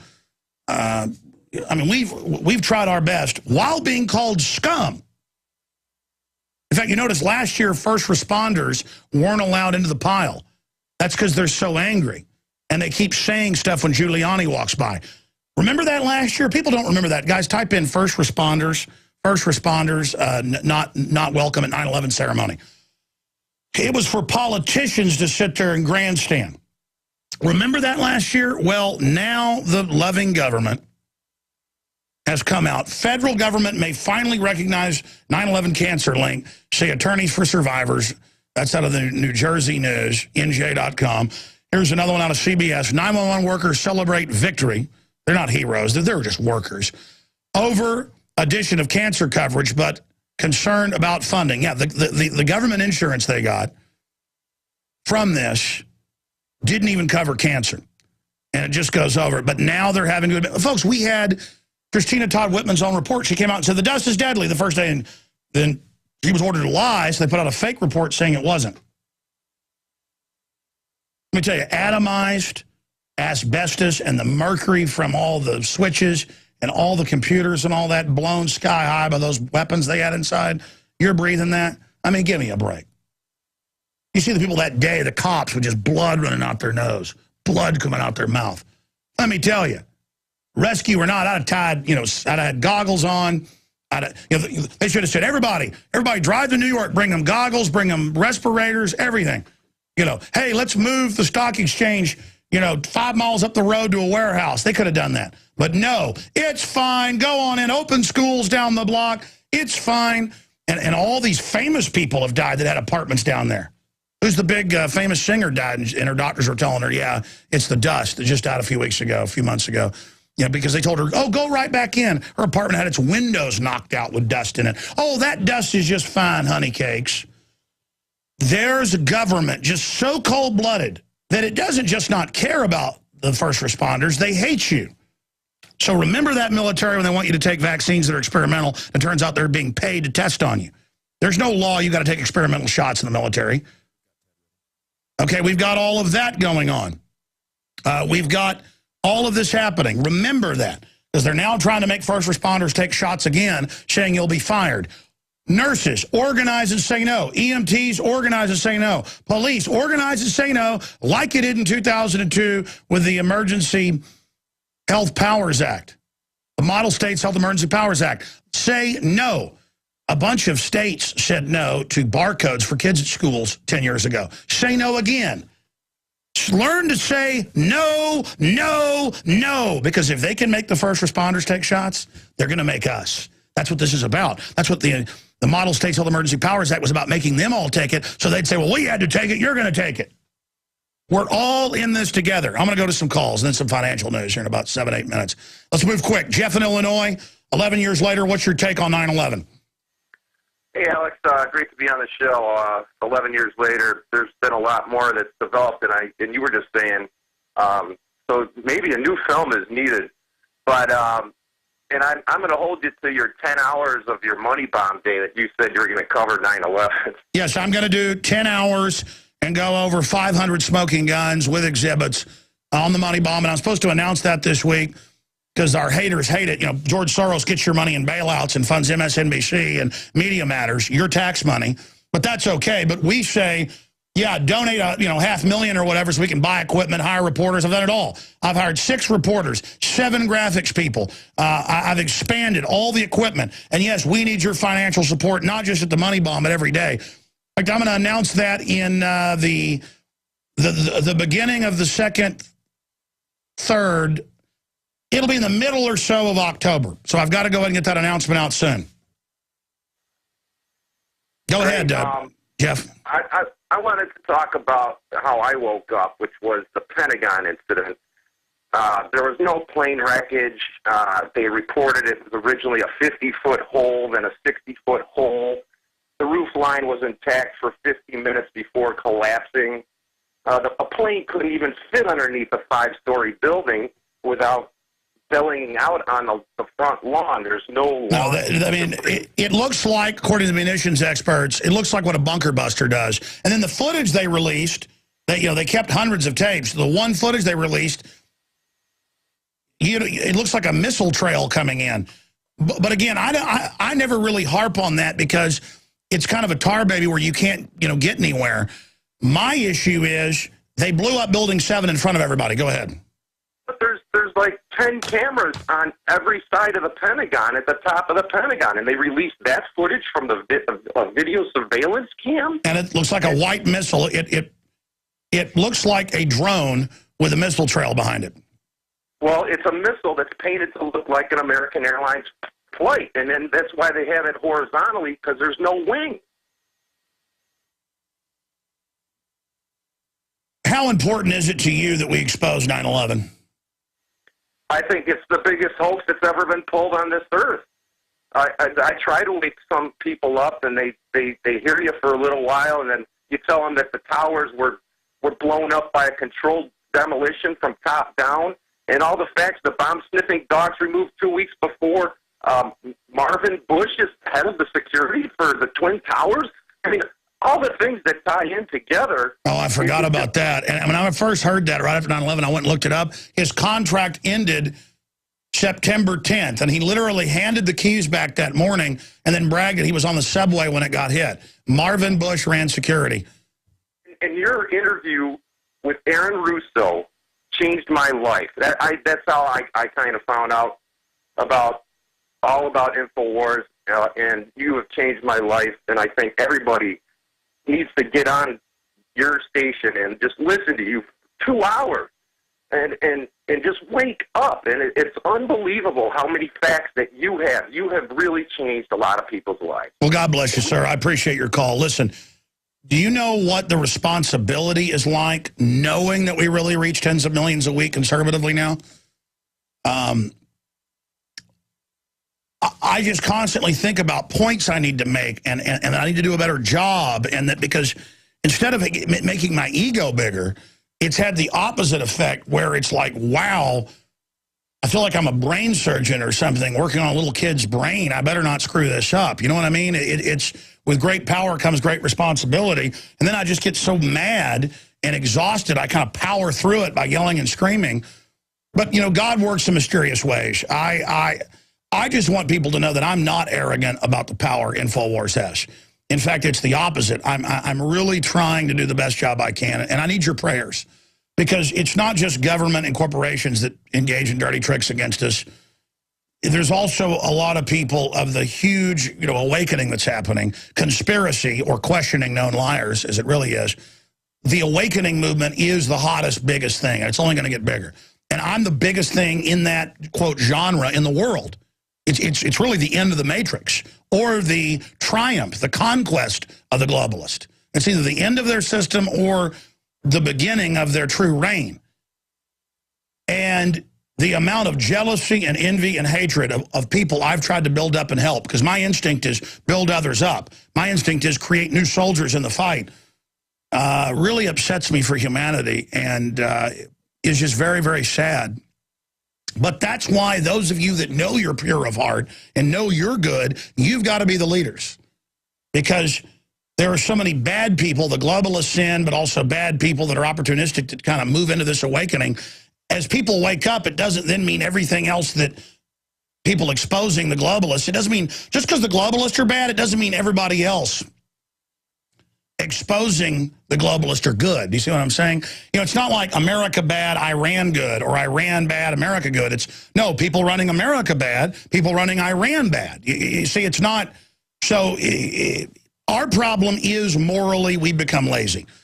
It was a French philosopher, Victor Hugo, and statesman who said prosperity makes monsters.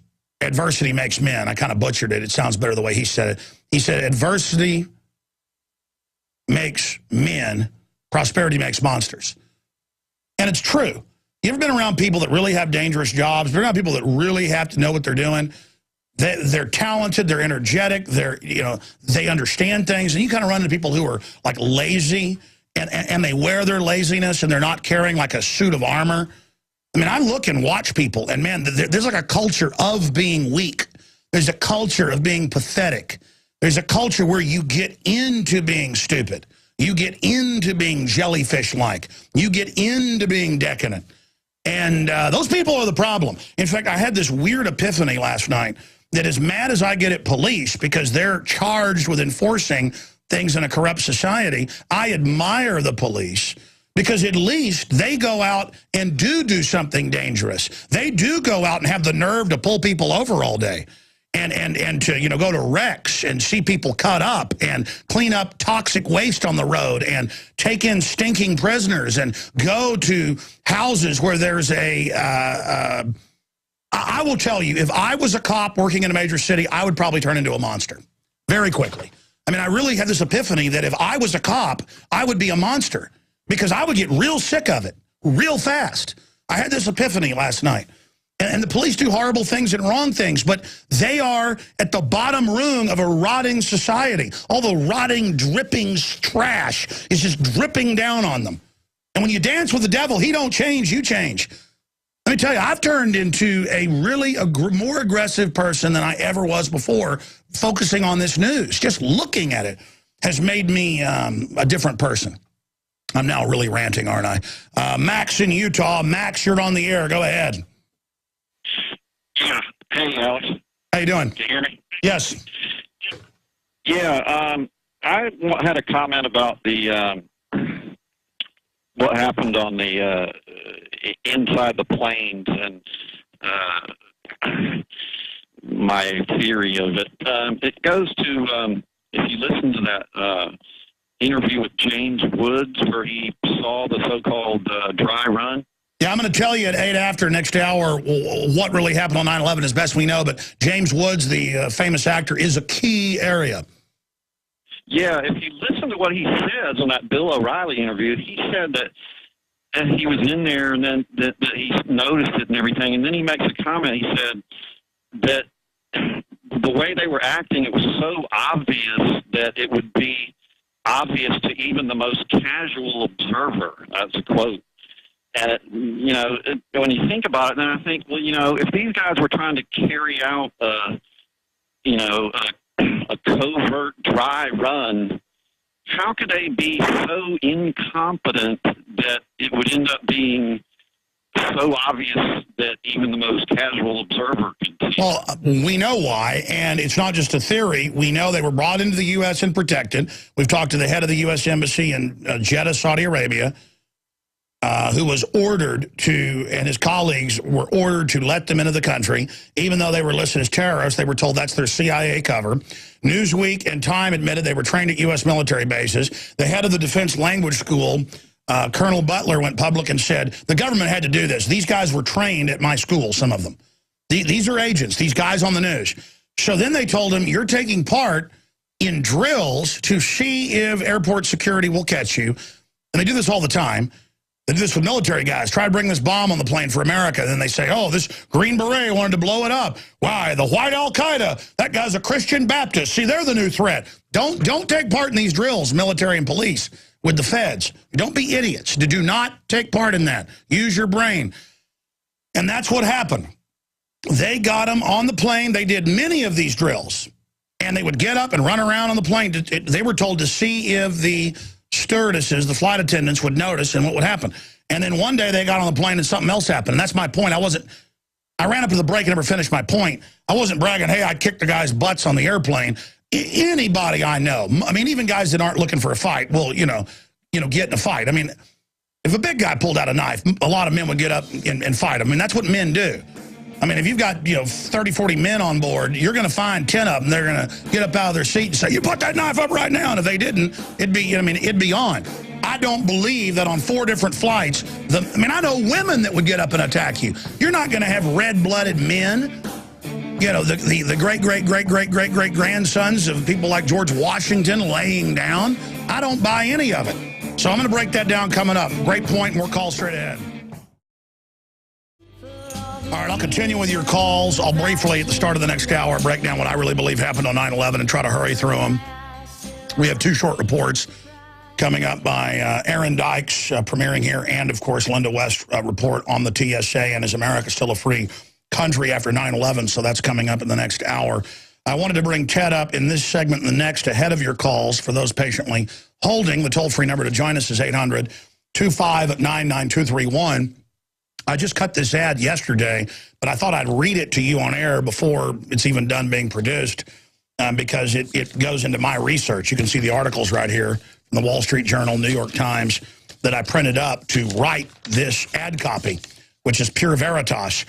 Insider billionaire investors like George Soros and John Paulson have recently made massive moves into gold, purchasing what Bloomberg News describes as gold hoards. Soros alone doubled his holdings in one day. Russia's Vladimir Putin has doubled down on gold, increasing the country's holdings by over 100%. With $1.8 trillion under management, the bond king, Bill Gross, the world's preeminent bond fund manager at PIMCO, has warned investors of the dangers of QE3 and inflation. And what's he betting on? You guessed it, gold. Continuing here. Friends, this is Alex Jones from MidasResources.com. For more than 15 years, I have exclusively used Midas for all my precious metals needs. Whether it's bullion you're looking for or collectibles, Midas Resources is simply the best. I own my gold as a hedge against inflation. This fiat Federal Reserve currency could go the way of the Deutsche Mark of the Weimar Republic anytime. In these crazy times, it makes sense to physically hold gold and silver. Midas already has some of the best deals in the industry, but if you give them a call and mention the radio special, they will give you a list of the day's specials at the very lowest prices you'll find anywhere. Midas brokers are standing by to answer your questions at 800-686-2237. Again, that's 800-686-2237. They've got the best prices, the best service out there. There's a lot of bait and switches and people that tell you a great story, but Midas has been around for 15 years. They are the best. They also have a lot of informative free literature explaining the opportunities and risk of holding precious metals. They are ready to answer your questions at 800-686-2237. Ted, we're about to go to break and just do 5 minutes with you ahead of the 9/11 calls. But, you know, here, you know, the headlines, Paulson and Soros add gold hoard, billionaire Soros, Paulson bet big on gold, ABC News. I mean, these are the type of reports I have here, and gold is continuing to go up because now, as you said yesterday, they're not just talking about QE3, they're just saying we're just going to start calling it quantitative easing and just open the floodgates up. If that happens, what's going to happen to gold? Well, quantitative easing is a way of saying they're going to turn on the printing presses. And what that does is it drives down the value of the currency, which gold rises. I mean, every other country in the world knows this, so they'll be buying gold and they'll be getting away from the U.S. dollar. I mean, right now, Moody's, I'm looking at a story from the street. Moody's is looking at, they're warning about dropping the rating on the AAA rating on the United States T-bills because we're just about to fall off a fiscal cliff. You know, a lot of things that are going on right now, and I do hear the music coming, but there's just so much information going on. Gold has been up $11 again today, and you're seeing that just directly because of the fact that there's foreigners are getting away from gold. Yeah, stay there, Ted. We're going to come back and actually give you some time to report on this. Gold rises after U.S. credit warning knocks dollar. That's Reuters. We'll break this down straight ahead. I believe this is the beginning of a up market. All right, we've got Frank, Chad, Mankind, Michelin, Eric, and others holding with what they think the big smoking guns of the inside job are. Or we don't screen your calls if you disagree and think 9/11 was really carried out by 19 hijackers, 15 from Saudi Arabia, our good buddies. Then I'd love to hear from you as well, 800-259-9231. In fact, John, the next few calls that come in, leave it open for people that disagree on 9/11. And I'll try to be nice to them. I blow up a little when somebody calls in and implies I'm a liar and that there's no InfraGard and that my dad wasn't approached by him to spy on his patients. Then my dad called in. So I went and actually pulled a bunch of mainstream news articles about FBI deputizes private contractors with extraordinary powers, including shoot to kill. I'm going to be covering that some, too. We have news clips of them admitting it. See how you like that. But see, that those people are counting. I only get mad at shills when you can tell they're a shill. If you really disagree, oh, wow, I'd love to talk to you. But if it's a shill call, just trying to confuse childlike minds out there, better for you to tie a millstone around your neck. Ted, finishing up here, I got Bloomberg just out a few minutes ago. Gold advances on outlook for further stimulus from the Fed. The intel I've got is they're not going to do QE3 big time until the election is over. Then they're dropping the hammer. Ted Anderson. Yeah, well, I mean, that's one of the obvious things to do, but I can tell you this.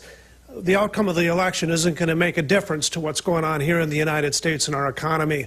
Yeah, there's going to be a lot more stimulus coming after that because the Fed simply has to.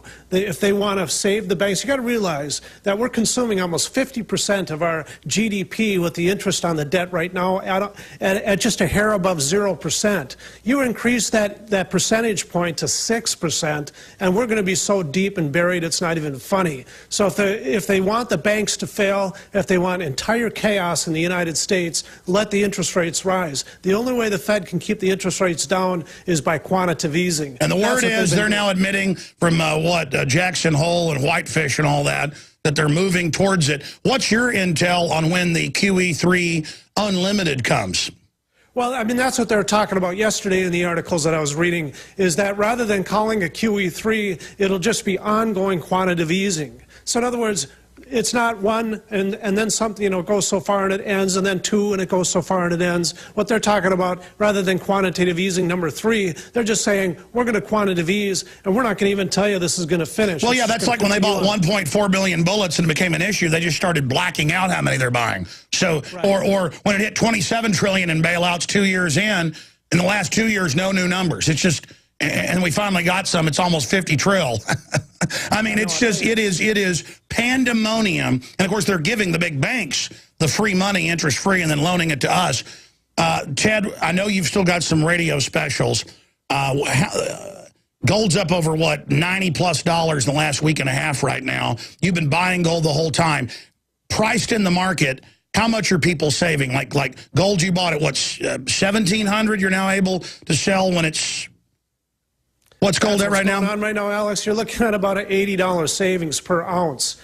On the gold side, on the silver, it's even more than that because, we added that Obama deception. Just should be in there with the current events that are going on. So the Obama deception, the American dream, and dishonest money, and we're selling 2 silver dollars for $63. Right now, if you just buy the 2 silver dollars right now before delivery, it's $70 for the 2 coins. We're selling the books and everything together for $63. So that is just a fabulous savings. It is like getting in a time machine and going back in time and buying silver when it was lower. No one can even approach selling them at $63 when it would be $70 now. And you're adding my film, The Obama Deception, that's really had a resurgence right now, truly exposing who Obama is. And then your book, 10 Reasons to Own Gold, and then The American Dream DVD exposing the banksters, so well produced. 2 films and a book, free, and the silver dollars are $7 cheaper than they should be. Call Midas Resources at 800-686-2237. That deal is too good. Okay, ladies and gentlemen, kicking off another worldwide hour as we attempt to awaken free humanity. If you go to Infowars.com, you'll see an article that I wrote with Paul Watson. Will humanity survive the singularity? One of the most important articles we've ever put together. The elite have made the decision to exterminate the useless eaters.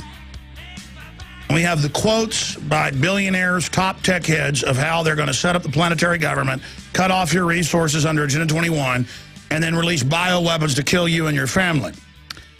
You might want to read this. We get up here and reality sensational, folks, sorry.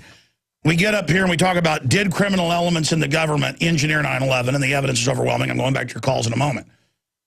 But, I mean, the Department of Energy admits in one program, 4,000+ foster children, just type it into a search engine, had radiological things tested on them, killing them.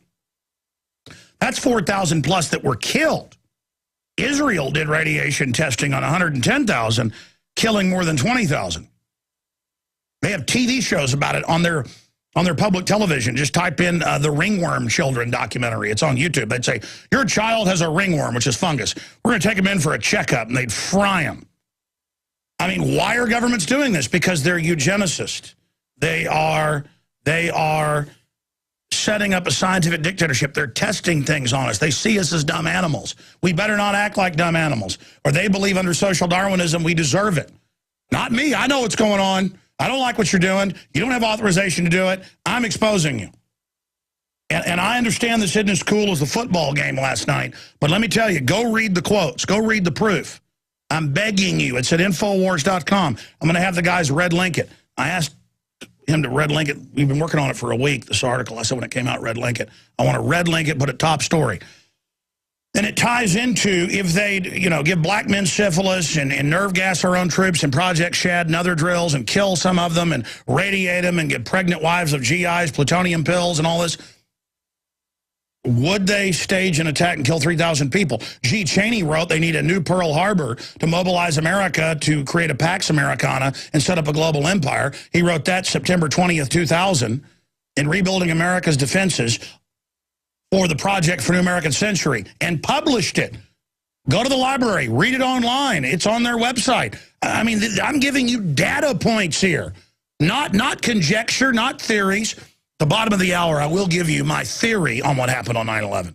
But we know the official story is a fraud. Let's go to your calls as promised. Frank in North Carolina, your take on all this 11 years later. Oh, I don't know. I think it's kind of pathetic. I'm disgusted with my country, my countrymen. Nobody's standing up. Nobody's saying anything, even the ones that know something about what happened. Just seems like everybody's very quiet to me. But I agree with your theory as far as I think the guys on the planes thought they were running drills. I know that type of thing goes on. I think they were used. I think they were set up as patsies. I don't claim to know what happened exactly with the planes. I'm pretty much on board with you there. I don't know exactly what happened, but I know the only real phone call said, "We can't breathe." So they depressured or released gas. Go ahead. Yeah, again, where people can see the mechanics of this, where they can relax and get out of the real world and watch it in a movie, would be the movie Shooter from 2007, also a 1989 movie, The Package, with Gene Hackman and Tommy Lee Jones. It shows the mechanics of actually how they go and get someone out of the military and tell them that they're going to be in one of these drills, and how they set them up to be the fall guy, the patsy. The patsy never even knows what happened. They just wind up dead. Arlington Road is a great example as well, how they set patsies up. Okay, I'm not familiar with that one. I've heard of it, but I wanted to read a quote and get your take on it, possibly. This is a quote from a former director of studies with the U.S. Army War College, Dr. Alan Sabrowski. He's a Vietnam veteran, United States Marine officer, former director of studies with the U.S. Army War College. Quote, this is his take on it. All these years later, quote, it is a 100% certainty the 9/11 attacks was a Mossad intelligence operation, unquote. And I've heard him say this myself. And you want my take on that? Yes, sir. Well, I appreciate your call. I think, well, I mean, keep him there, but fade him down as his phone's real bad. It sounds like an electric shaver. The Mossad, CIA, MI6 are all completely integrated. And undoubtedly, elements of Mossad were casing and following the so-called hijackers. The FBI was paying for some of their houses and credit cards. They had, FBI informants with their landlords. And that's a subgroup of the FBI, not the whole FBI. So I would have to say that to say it's a 100% inside job, I mean, that's like saying, one time I said, well, man, I made a film,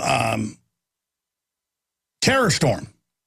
And in it, we explained from the admirals, from the captain, from all the survivors. But I interviewed probably most of the survivors. I interviewed Admiral Moore, the chairman of the Joint Chiefs of Staff. I interviewed the Judge Advocate General who saw the evidence. Here on the show, those interviews are out there from the USS Liberty.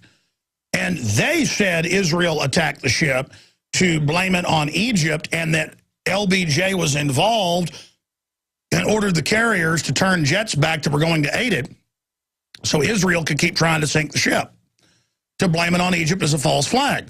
And we knew years before, just 3-4 years before, in 64, this was in 67, that LBJ had staged Gulf of Tonkin. So, I mean, there it is. So I make a film saying this is how it happened from all the witnesses and the evidence, and then the super anti-Israel crowd says, you're saying the U.S. government did it. You're saying Israel isn't guilty. No, that's not what I'm saying. It's all one big thing. So to say Israel 100% did it, did Israel make NORAD stand down? Did Israel, have the FBI find the staged passports and all that? It goes on and on. But undoubtedly, things that the globalists can't get the full echelon of the military to do, they will use outside groups and mercs. And so what I found is the United States will go and kill Israelis when they want Israelis killed. And then Israel is used to kill American citizens. This has actually come out in the news where they brag, yeah, we'll kill Americans in America we want. And they've got little cells in every town. And so the U.S. government, it's really the globalist government, the banker government, uses them to come over and kill us, and it's vice versa. Like, here's a great example that's been declassified. They use the British to spy on the American people for T.S.A. And then they use the American government to spy on the Brits for their system. It's like GQ8 or whatever it's called, GSGQ8 or whatever the term is. Guys, type in what the name of England's NSA, and it'll pop up. I know Europe's Info Poll 9. The point is that, yes, I've actually heard his interview, heard what he goes over. There's actually a Washington Post article a year before 9/11. You can pull up where they said Pentagon was and the war colleges were looking at the dangers of Israel running a false flag as a pretext to get the U.S. involved in the Middle East more. But again, I don't even, talking about the U.S. government, get into exactly the mechanics of it, because all I can prove is that the official story is a lie. And that they blew up Building 7 in front of everybody and said they were going to blow it up and said it on TV and radio and then want us to forget about that. And if you can get them on that, then you've got them on everything. Does that answer your question, sir? Yes, and I pretty much agree with everything you said. By the way, Dr. Alan Sabrowski's not a neo-Nazi or anything like that. He actually has Jewish ancestry, and he is a great American patriot. No, I wasn't saying he was. In fact, I meant to get him on. Guys, you get him on. I'm not saying he's a Nazi. I'm saying the Nazis, who we know are globalists run in most cases, like Hal Turner, I come out and say our government with Israel tried to sink the Liberty. And they go, how dare you say it was the U.S. government, not the Israel? And see how then you don't get the full picture. Do you see what I'm saying? Yeah, I've got a real bad line, Alex. I'll get off. All right, I hear you. I was trying to get your take on that. Let's go ahead and talk to, is that Michelin? Micheline in Utah. You're on the air. Go ahead. Thank you. God bless you. God bless America. And God bless our first responders' families and all those who were killed in the attacks. Our thoughts and prayers are with them today. My number one smoking gun is the Raytheon connection with the Global Hawk program, where their senior directors and control engineers were all supposedly killed in the flights, Flight 11 and Flight 77, and the coincidence on that, to me, does not make any sense. These men disappeared. Yeah, that's the Northwoods deal, where you have contractors in CIA who will agree to stage their death. But then that conflicts with the gas story. They gas everybody and then fly it in. Yeah, those flights were all very mysterious who they had on them. Exactly. And these men have disappeared now. The men that actually ran the large drone program for Raytheon, as well as some DOD contractors, and there was a heavy incidence of on Flight 77 of military connections.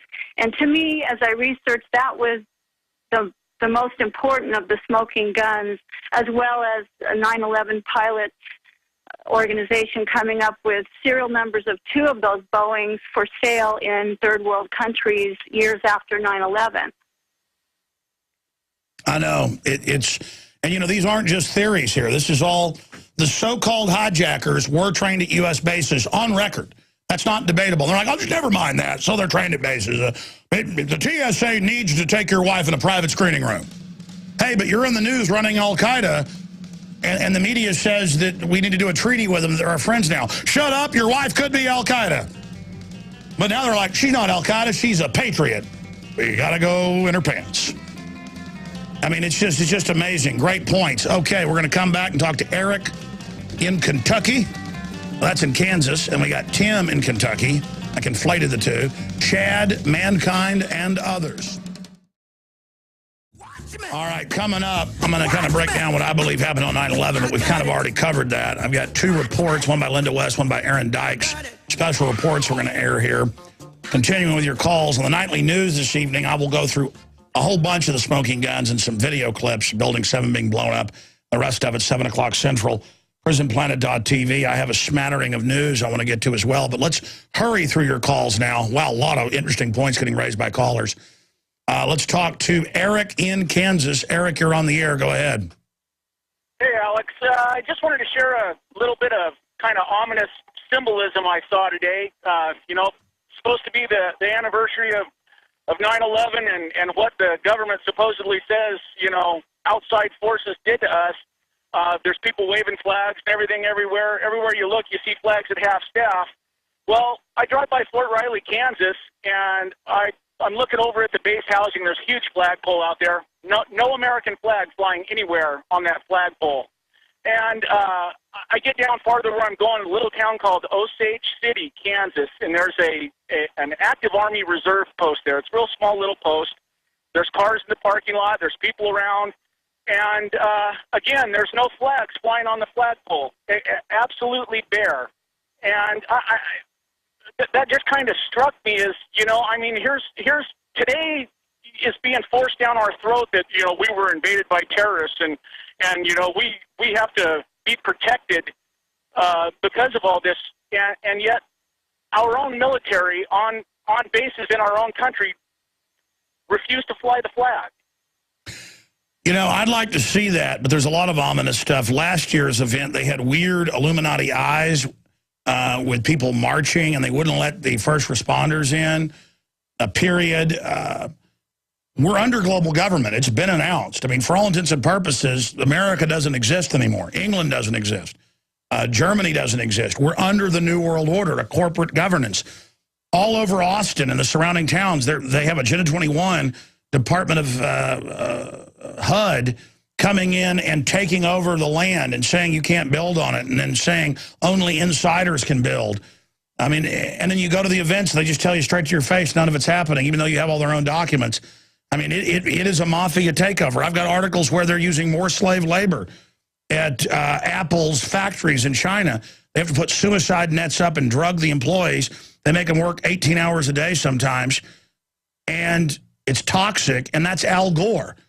I mean, the more liberal it is, the more evil, because they're not liberals. It's all a cover. These are monster people.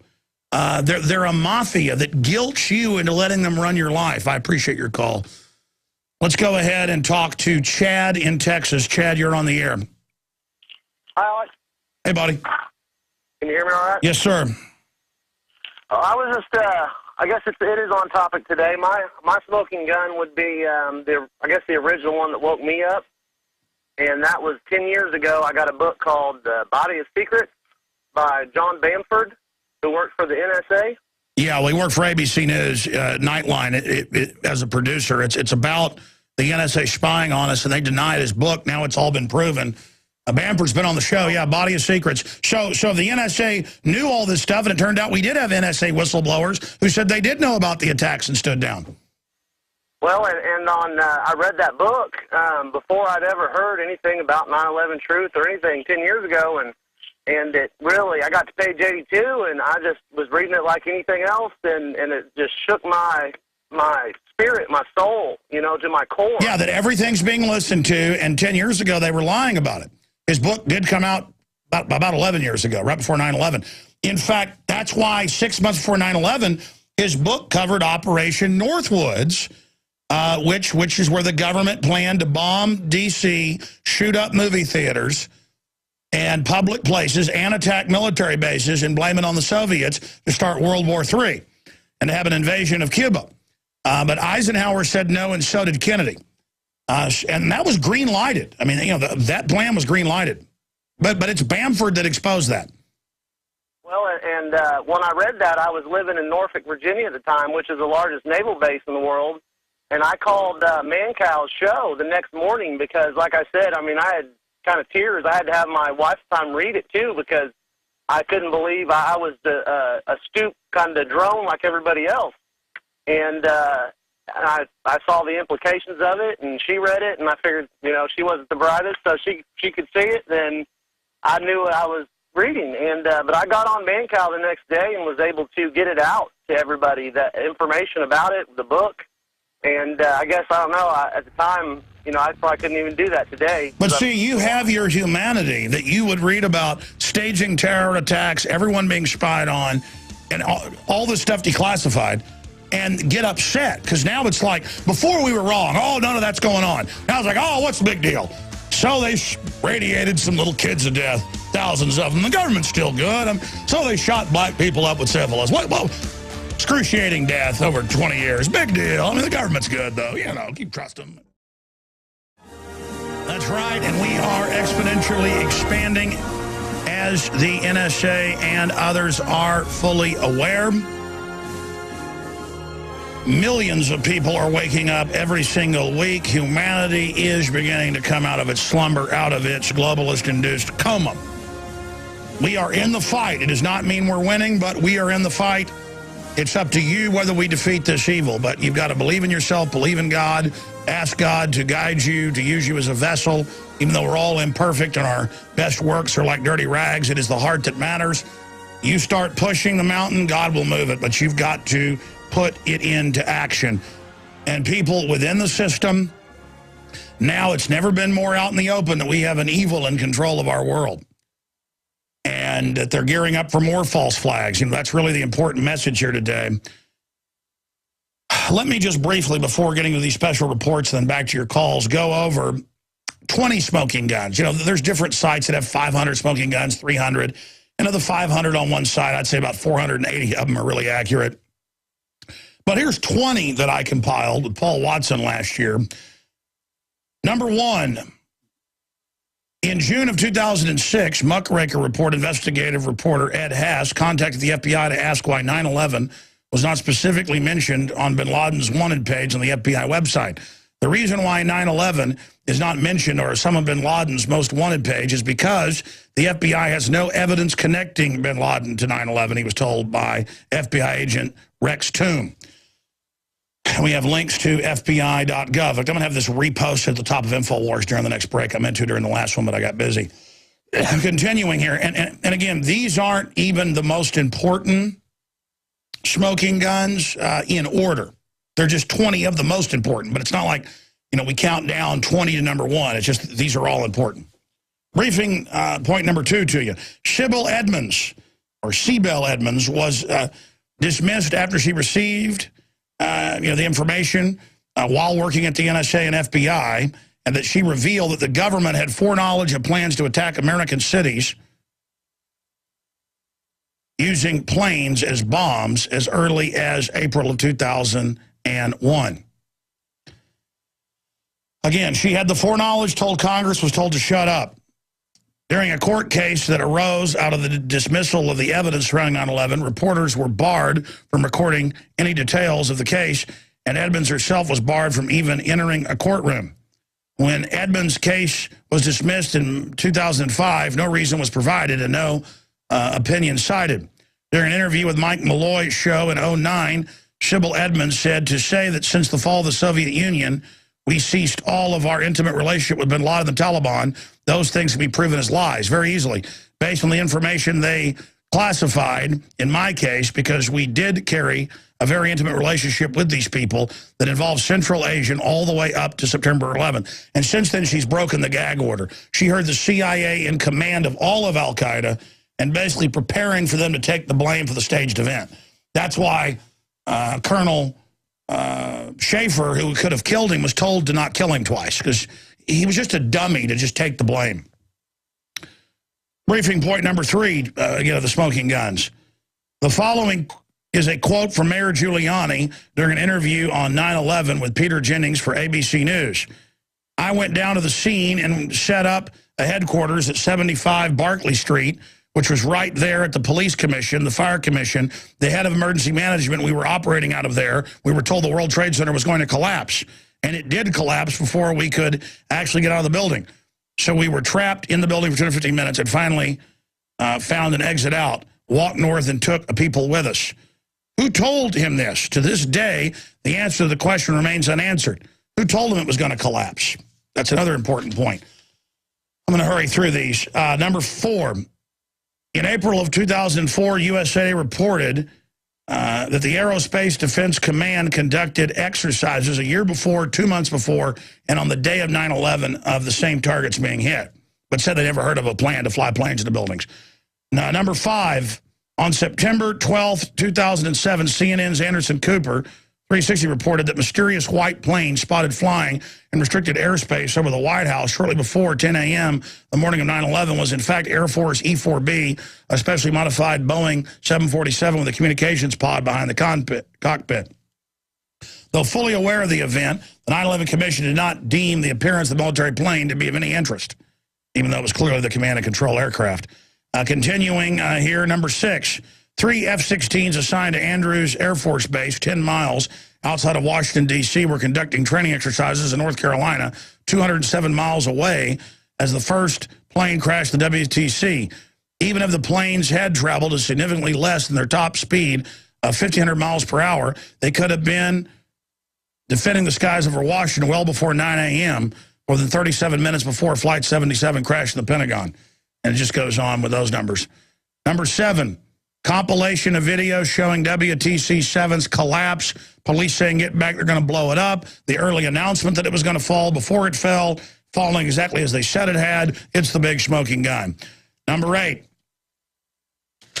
Flight 93 is 4th plane to crash on 9/11 at 10:03 a.m. Cheney only gives shoot-down order at 10:10 to 10:20 a.m. and is not communicated to NORAD until 28 minutes after Flight 93 has crashed. And then there's the aide in Congress and the Secretary of Transportation saying he basically told him stand down. Okay, continuing here. Number 9, scores of mainstream news outlets reported the FBI conducted an investigation of at least 5 of the 9/11 hijackers being trained U.S. military flight schools. Those investigations are now sealed, need to be declassified. Newsweek, New York Times, BBC. We have bibliograph sources here. Briefing point 10. New York firefighters Mike Malone and Nicholas DeMasi went public to say they had found the black boxes at the World Trade Center, which the FBI had lied about, later admitting they did have them, they won't release them. It just goes on. And they go on to say it was a cover-up. Number 11, hundreds of key eyewitnesses, including first responders, fire captains, news reporters, and police, all described multiple explosions in both the towers before and during the collapse, as well as 7 eyewitnesses' accounts of bombs and explosions can be found in the following links. Number 12, an astounding video uncovered from the archives of BBC News. Jane Stanley reported on the collapse of WTC Building 7 over 20 minutes before it fell. Also CNN 1 hour before.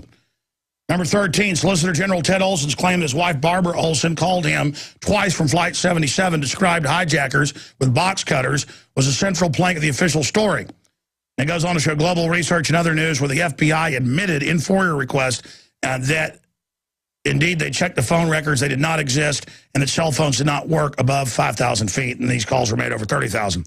Number 14, the size of a Boeing 757 is approximately 125 feet. And yet no images of the impact zone at the Pentagon show the engines or crash holes from the wings. It shows a 16-foot diameter hole before it collapsed from fire. Remember, that was a little bit of the ceiling. Number 15, what is the meaning behind the following quote attributed to Dick Cheney, which came to light during the 9/11 Commission hearings? And then that's the plane's 50 miles out, he orders to stand down. 30 miles out, he orders to stand down. Again, that's from the Secretary of Transportation, who's been asked 5 separate times and said no. It was Cheney was told earlier than he said, and Cheney ordered to stand down. And then you've got all the rest of it. Number 16, in May of 2003, the Miami Herald reported how the Bush administration was refusing to release a 900-page controversial report on 9/11 because it wanted to avoid enshrining embarrassing details about the report. So we need to release that. Number 17, Newsweek twice reported that top Pentagon officials got a warning not to fly September 10th and 11th to New York. And we also have San Francisco Chronicle, Mayor Willie Brown warned by Condoleezza Rice not to fly to New York on September 10th. He warned her not to fly September 11th. Briefing 18, and it goes through all the numbers that cell phones don't work, above just 5,000 feet. And that was impossible. Briefing number 20, a few days after the attack, several newspapers reported that a paper passport had been found in the ruins of WTC by the FBI that day. And, of course, it turned out it wasn't true, and that was impossible. And I'm just abbreviating all of this, ladies and gentlemen. I'm going to go to more of your calls here. But first, I want to go to Linda West, one of our InfoWars Nightly News reporters, air this here on the radio show. She went out to ask Americans, is America still a free country? Out by the airport, but also downtown Austin. And while in downtown Austin, we only have the footage as the guy walks away. A guy in a business suit says, I'll give you somebody to talk to, because they're out there politely talking about the TSA. And he starts taking photos of them and then calls the police on them. And they were in a hurry to get back to the office. because they were going to be on the show. But as they're leaving, bicycle cops and a cop car screech up. And I told them, you should, in hindsight, you should have gone up and said, oh, you want to talk to us? Because that would have been more powerful. But instead, they just drove off. But I mean, is America still a free country? And you got a woman in a business suit and guys in suits out there asking questions professionally, and the cops come in downtown Austin. I mean, it's just crazy what they've trained us to live under. So here is that report. Hi, this is Linda West reporting with Infowars.com. Today we're at the Austin airport, and we're going to be asking people about their feelings about the ever-expanding TSA. In LA, they've passed a new Policy 1, which makes it illegal to videotape or photograph at the airport. But while it's still legal here we are. If they plan to expand the TSA, which they do, and to go into train stations and sporting events, if you have to walk through a TSA and get scanned to go into the mall, would you still want to do that? Do you still think that would be needed? Probably not. And I recognize terrorism can hit anywhere. Right. But I doubt they're going to hit me at Kohl's. Things like your card being taken, having a picture taken of your car when you go through the toll road. Right. Having that kind of record of where somebody was at some time, I think, is kind of big brother. Starts to impede our freedom. At what point do you say, I'd rather have my freedom instead of a possible terrorist attack? Or, I mean, for that point, Yellowstone could blow her. Yeah, it's kind of like, the taxes. Taxes keep increasing every year. I'm a very successful businessman, and each year more comes out of my pocket and less out of other people's pockets. So that's also freedom that's getting taken from me. Let's just say that I am not 100% trustful of the government. What are your feelings about the TSA? Touching children's private parts, that's an abomination to me, and doing it in the name of security and with these fears that are falsely painted in the eyes of the masses in order to basically control this planet, make it into a prison planet. I don't know about all this TSA stuff.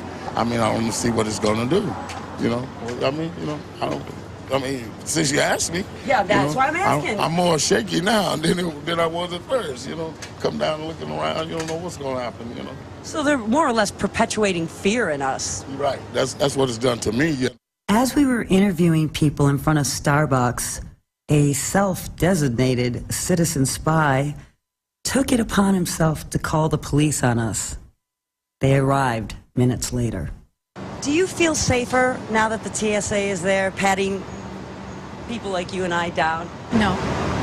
You don't feel safer? No, I don't. I felt like I was in like a Nazi camp or something. But it's just part of their plan. I already know what it is. It's just, it's the New World Order.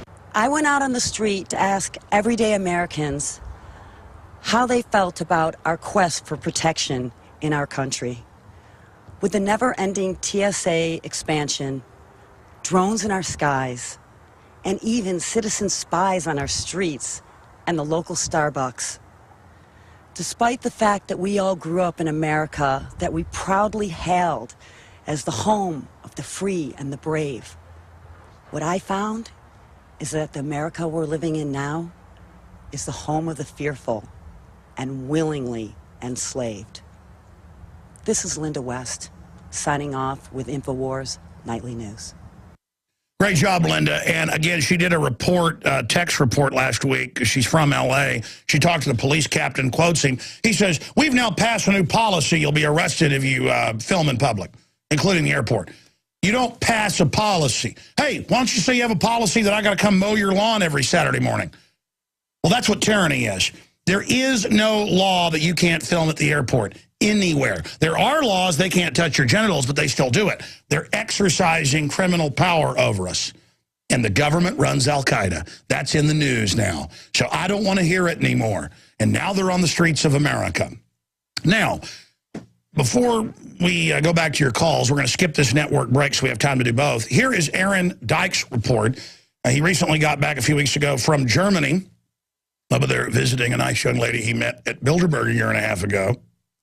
And he was over there covering the fact, because they were nearby the birthplace of the Illuminati, that the Illuminati is a real thing. It's in the encyclopedia, it's in the dictionary, and the system of the Illuminati has now been adopted by the globalists. We're not saying they're the Illuminati. They're like the offspring of the Illuminati, this system of secret mafias all secret societies are basically private intelligence agencies. They can be bad or they can be good, but generally they become evil, even if they're started as good, and it's basically places for criminals to engage in control freak behavior. So you just heard Is America Still Free by Linda West. Here is Illuminati, Origins of the Secret Society. That's a good headline, but I want Aaron to call it on YouTube. We're going to post it up there. It's at prisonplanet.tv right now. I want to call it InfoWars Visits Birthplace the Illuminati, or Birthplace the Illuminati. I think that's more of the headline. But here is that report.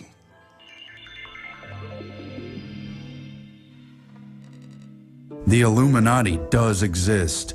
The secret society is so notorious that many have assumed it resides only in legend and myth. But it was in fact founded on May 1st, 1776 in the heart of Bavaria, Germany. Aaron Dykes here for Infowars.com in Bavaria, Germany, where in Ingolstadt in 1776, Professor Adam Weishaupt founded the Illuminati right here at this university. And we are, as a people, opposed to secret societies, to secret oaths, and to secret proceedings.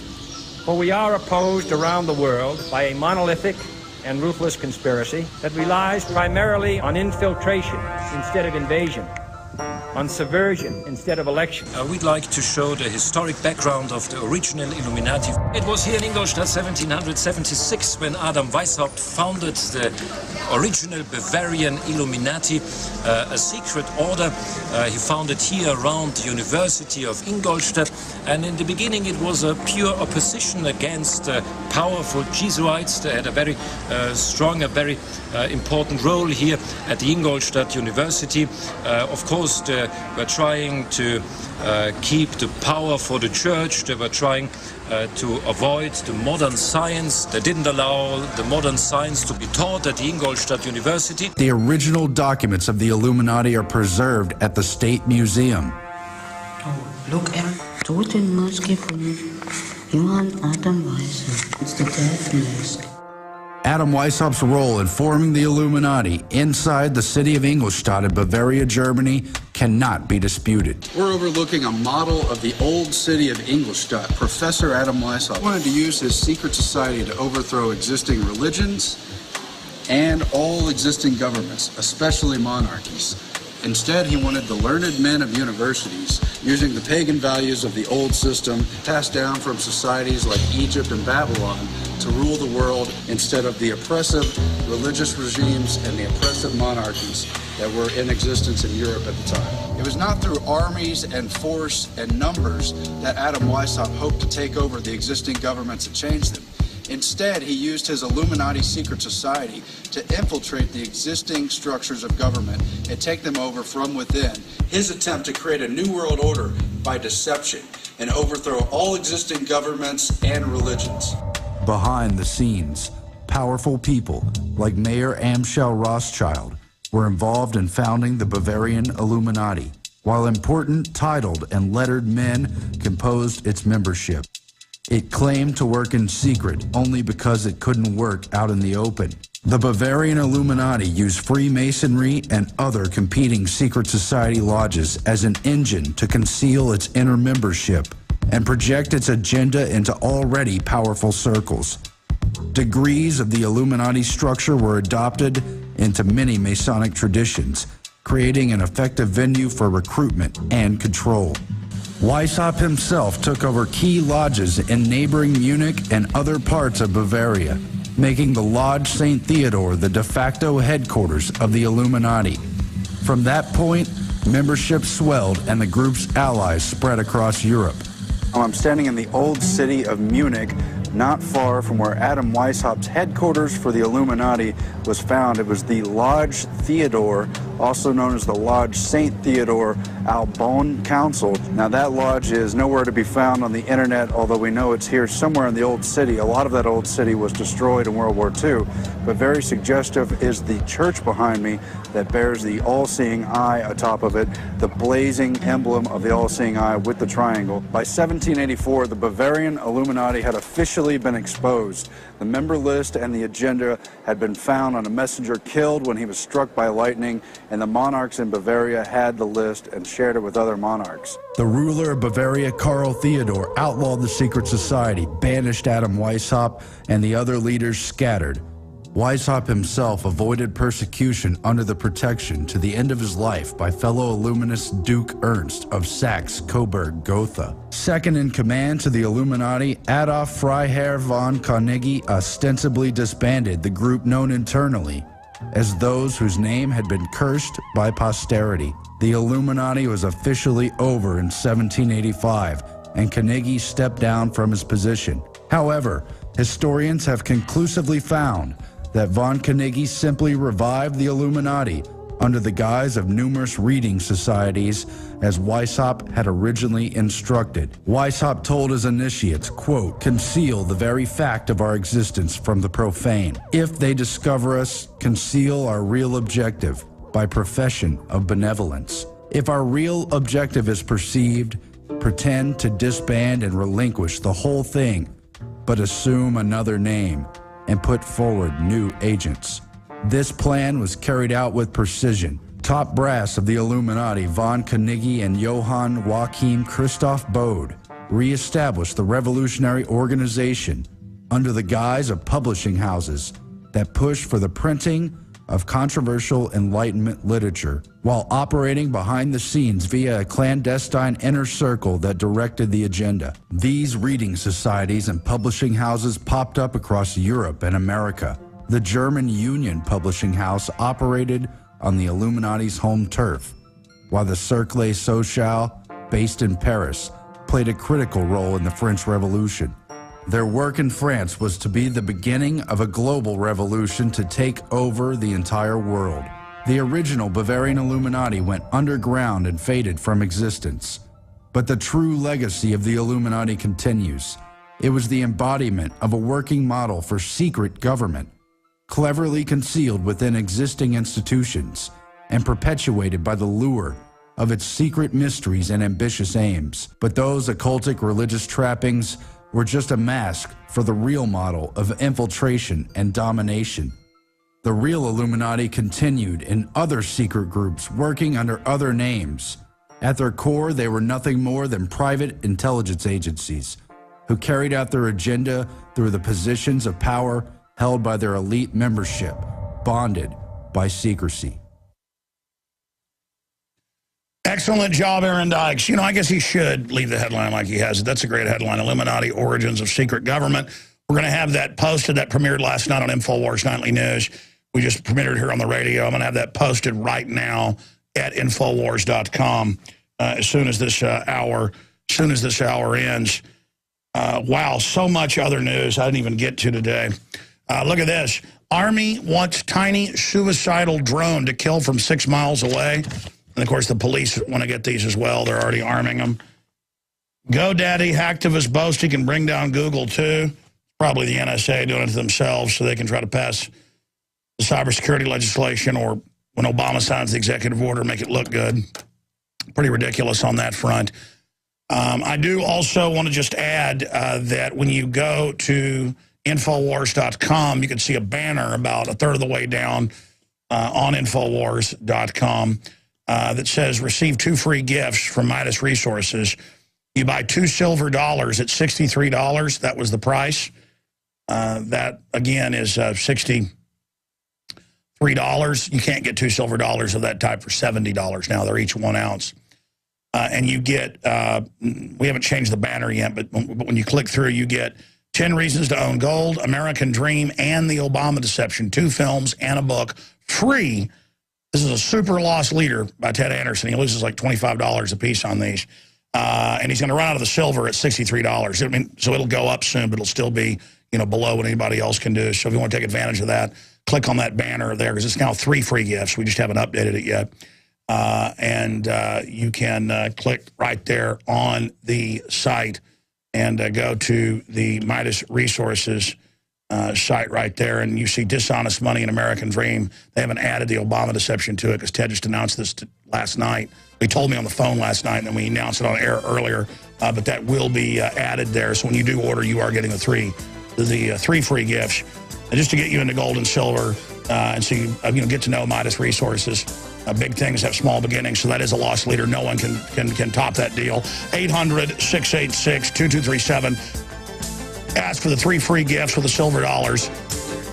800-686-2237. All right, tonight I will have a focused breakdown of false flag terror and 9/11. We're taking your phone calls right now. I want to go to George in California, listening on 960 FM KIXW. Just cut a promo for them the other day. That's a great station right there. But let's go ahead and go to Mankind in Arizona. Then we'll go to George. Go ahead.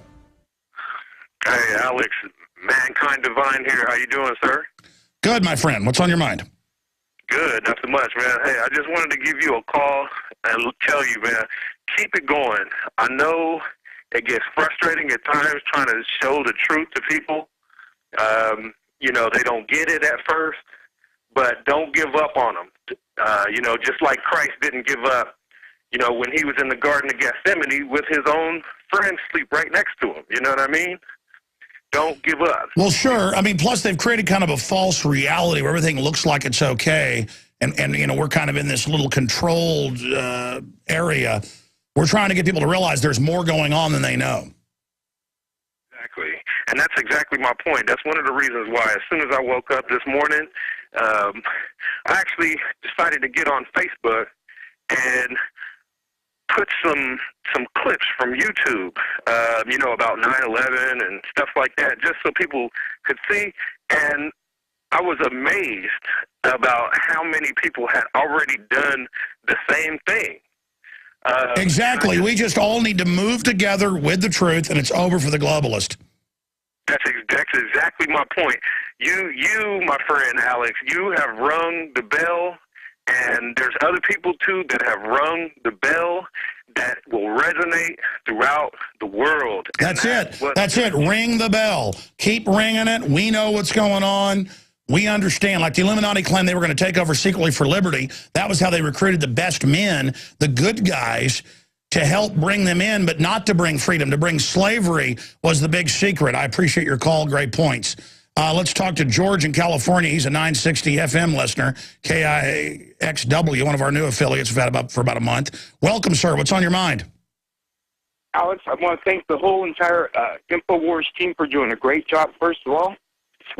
What I'm hearing is, with the presidential election being only 56 days away, that the ballots are going to be counted by a company, an accounting company in Spain. Have you heard anything about this?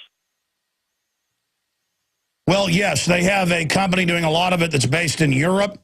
They have another company based in Canada doing a lot of the counting. But, I mean, there's a lot of fraud. It's not one company running it all, but all these big voting companies that are electronic have been caught. They're sending a bunch of, quote, officials, public servants in Arkansas to jail who pled guilty to election fraud last week. But that's like voter fraud, voter roll fraud, dead people voting. They go after retail vote fraud, but the real fraud, the big fraud, is electronic. Right, and this is supposed to be electronic to Spain, and there's no accountability, and there's no identifying the people who run the Yeah, and George Soros is connected to it. That's also what I heard. Yeah, well, what's wrong with George Soros running voting in America and having a foreign company do it? I mean, you trust George Soros, don't you? I mean, it's not like he was a Nazi collaborator or anything. It's not like he helped round up his fellow Jews or anything.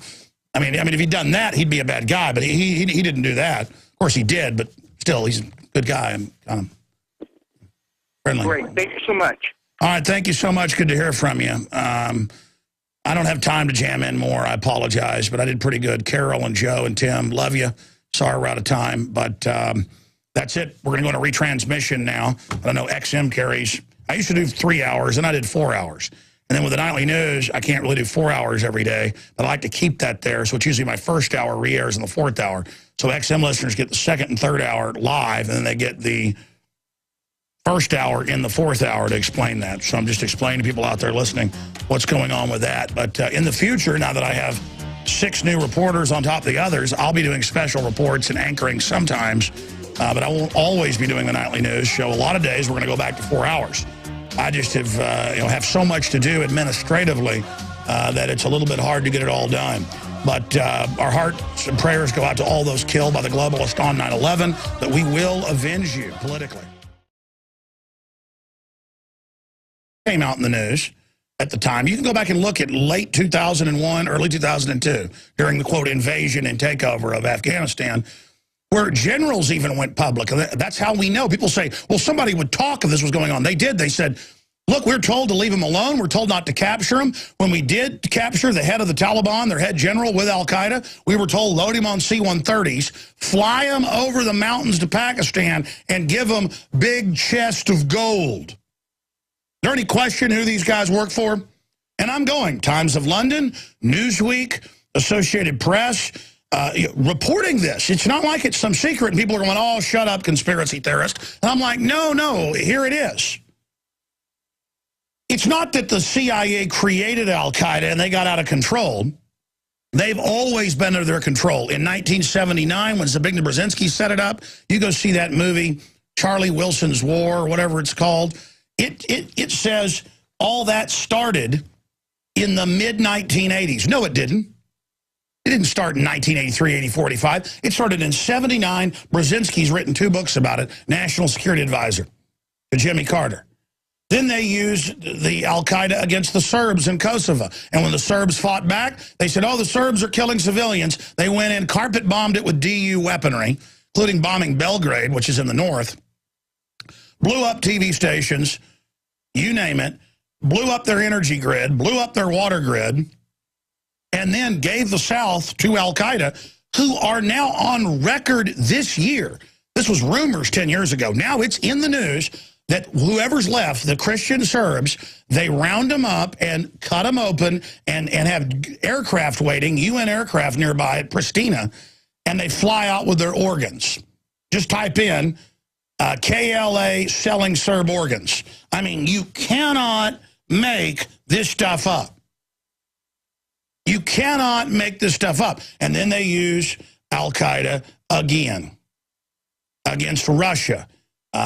In Chechnya and other areas on record. And now they've used al-Qaeda against Libya. They're the main brigade, the main leading force. They wear black uniforms with the al-Qaeda patch.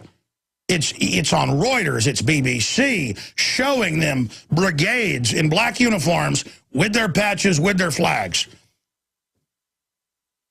Lining up Christians and just machine gunning them.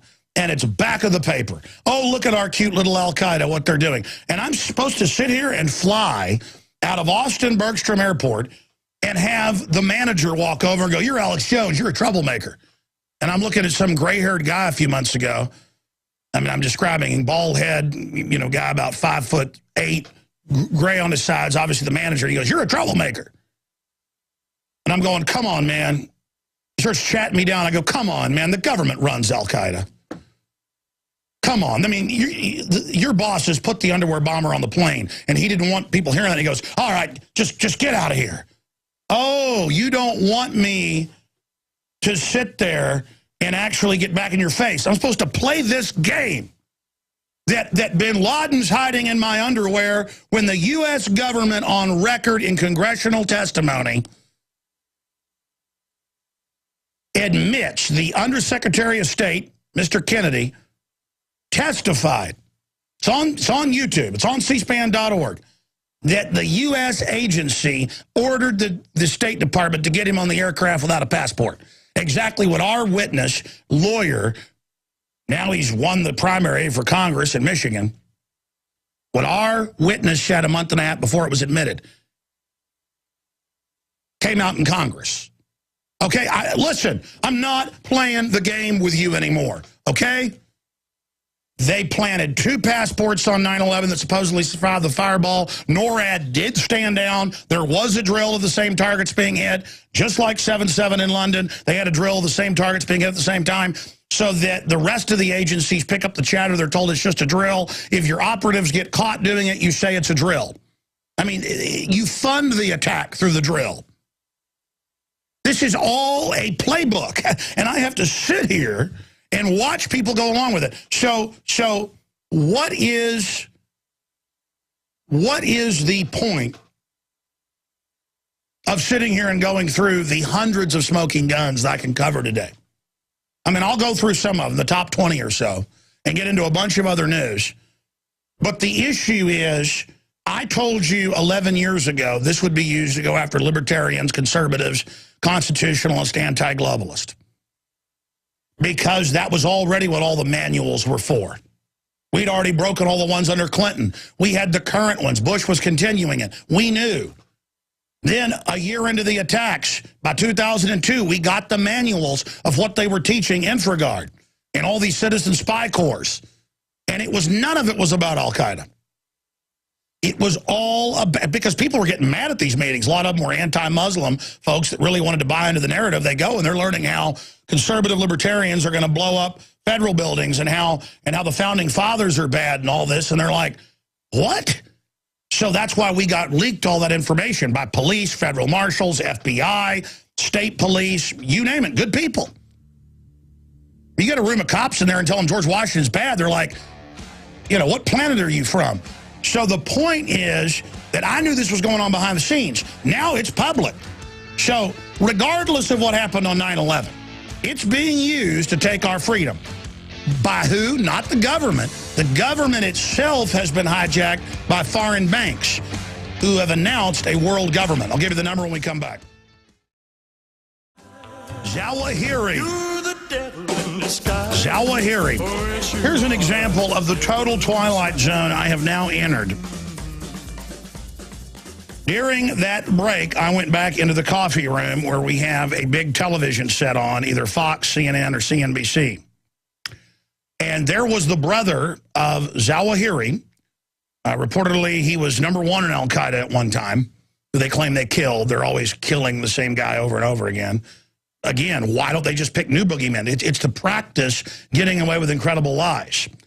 And they were on there with the CNN reporter, and it just so happened Jacobson had a feeling and was recording it, because we have a DVD recorder in there and randomly record the news sometimes. He was recording it, so he thinks we have a tape of it. And, yeah, here it is. Here it is. Here it is. They just printed it. I saw this 3 minutes ago, ran around like a chicken with my head cut off, and the guys just found it. CNN. Exclusive. Al-Qaeda's leader brother offers peace plan. Zawahiri's brother. I'm in there during the break, and they are breaking the news. I just can't handle this anymore, that Al-Qaeda is going to be our friend now.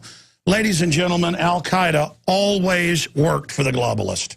America's been taken over by mega banks. How are they going to get our liberties and get us to accept a police state? Say that a foreign shadowy group attacked us, set up a police state, and then flip it onto us, which they've now done. There's still time to turn this around. And I'll never forget Larry King Live, a week after 9/11, he had Prince Bandar, known as Bandar Bush, because he was such friends with the Bushes, on. And Larry King was running down bin Laden, Osama bin Laden, and bringing up the fact that his family was allowed, you got to give Larry King credit for that, to leave the country. When all their air traffic was shut down for 3 days, they were allowed to fly out on 18 flights. It was also on local Miami news. They'd call that a conspiracy theory when I raised it, even though it was on the news. They counted on you not knowing how to find it. And he was running down bin Laden, and Bandar goes, "You do not speak of him this way. He is hero in my country." And this is the Saudi Arabian ambassador to the U.S. Larry King knows he's not supposed to run down Saudi Arabia. That's one of the biggest owners of the media in this country, or at least investors. Not technically controllers, but be technical owners. And he goes, "Okay, all right. Well, tell us about bin Laden." And he goes into how great bin Laden is. Somebody's got to dig that tape up. I saw it. The point is that that's how ridiculous all this is. They got to make Al-Qaeda the hero in the Middle East, set up bases everywhere, and now is being used as a globalist invasion force to take over. So in a weird way, it's true when they say Obama wants to have Muslims take over. It's actually true. But it's not like all Muslims or he's a Muslim in doing it. A certain group out of Saudi Arabia, not just Sunnis, but a tiny minority group that dominates the 80% of Muslims that are Sunni. The globalists make deals with the most powerful. The Chinese, billion, several hundred million. They use them. and slave labor to leverage out their competition and take over economically. Militarily, they build up the United States as the enemy of the Russians, while the globalists actually funded both sides to have the U.S. be the physical muscle. But the shock force Arab Legion Brigade model, and that's what the British set up in around 1900 or so, right through 1920. They created Saudi Arabia and other areas. They called it the Arab Legion, the Arab Brigade. And then Hitler went in the 40s and took over these groups, and then CIA after that. That's who they used to overthrow Mohammad Mossadegh in 53 in Iran. So, and again, I'm moving quick here. I don't talk to you like you're an idiot and hold up an Al-Qaeda puppet and go, this is the bad man, and you what are you going to do? I'm going to get my rights up. That's right. And what are you going to do? Let the T.S.A. stick their hands down my pants. I mean, I don't talk to you like you're a 5-year-old, ladies and gentlemen. Look, this isn't that hard to figure out if you're a new listener, okay? The British intelligence, when it was the big empire, created radical Muslim sect of highly militarized, vicious, brave people, some of the Bedouins in Saudi Arabia, which wasn't even Saudi Arabia then. They let them take over. They've used them ever since. It's very simple. Now they're getting ready to put Al-Qaeda to bed and say they're good guys now. End that fake war and start the new war where they let them take over all these major countries, including the countries surrounding Russia. And they're now going to be the good guys attacking Russia, and I'll be called a commie Russia lover if I don't support Al-Qaeda. And so will you. Toll-free number on 9/11 calls. What you think the biggest smoking guns are? 800-259-9231. 800-259-9231. Have your question ready. We'll move to the next person, hopefully. Get a lot of people in here. Oh, by the way, the government now admits the dust was deadly. They knew it. They covered it up. I mean, again, they're just criminal murderers. We are live. How do you take a once-free society with a Bill of Rights and Constitution, an example of liberty and freedom to the world? How do you take that country and make it an example of tyranny for others to emulate? Well, you blow up a bunch of buildings. You have one plane hit, so all the cameras aim at it. Then another one comes in, then you blow up those buildings. The command center, the CIA command base, Building 7, 400 yards away, that's where you're running the attacks from. You blow it up and tell people fires did it. Falls into its own footprint, but you screw up. You announce it's fallen in its own footprint an hour before, and then again 25 minutes before, and then the police say, yeah, we've been told they're going to blow it up, get back. And I heard it on NPR, I heard it on CBS radio. I told people about that for years, and finally, the news began as internet space got cheaper by 2005, 2006, dumping all those old archives on, and people found archive after archive on CBS, NPR, CNN, BBC of exactly what I said I heard that day while driving to get a pizza. Because I've been on air from 9 a.m. or so that morning right through to about 4:30 Central, 5:30 Eastern. I drove down to Mr. Gaddy's, or was it Conan's, right down the street from my house. It was Conan's Pizza, and I'm driving, and I'm listening to CBS, and they're saying, yeah, Building 7, Solomon's Brothers, they don't want it to fall and damage other buildings. So they're going to control demolition and so they can control its fall. And by the time I go in, get the pizza, drive home 5 minutes and get in, they're like, Building 7 has fallen. It's fallen in its own footprint from fires by itself. And I'm like, and so I ran back in because I was doing guest hosting and commentary on all the shows on Genesis right through to like 2 in the morning that night. I ran in at about 5 o'clock my time, 6 o'clock, New York time. About 30 minutes after they'd blown it up, and I was like, did anybody hear that? Did anybody see that? And callers were like, yeah, it was on our local news.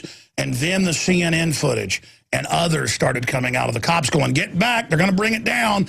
Boom, boom, boom. And the blast squids. I mean, Building 7 really is the smoking gun. And they said, oh, it didn't fall at free fall, because physicists had said it's impossible with fire to have something fall free fall. No building's ever fallen from fire, period. Or all you need to demolish one's a pick lighter. And sure enough, they've made them change the insurance actuaries now nationwide to say, well, now fire can bring down buildings. Now, they've had literally more than 50 big skyscraper fires since then, some that burned for a week, 500-foot red-hot flame, white-hot flame shooting out in China. shooting out in Brazil, not even built to U.S. standards, nothing collapses, but the ceilings and things. None of the big steel structure even melts. First they said it all melted. And they said, well, that's...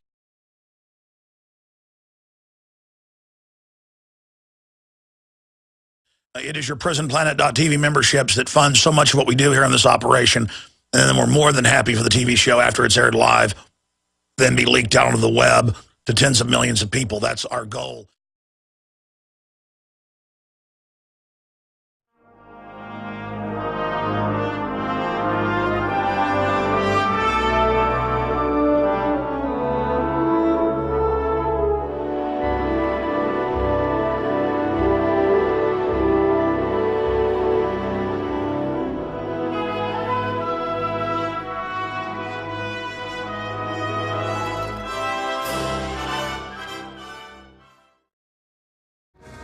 Ladies and gentlemen, we are live.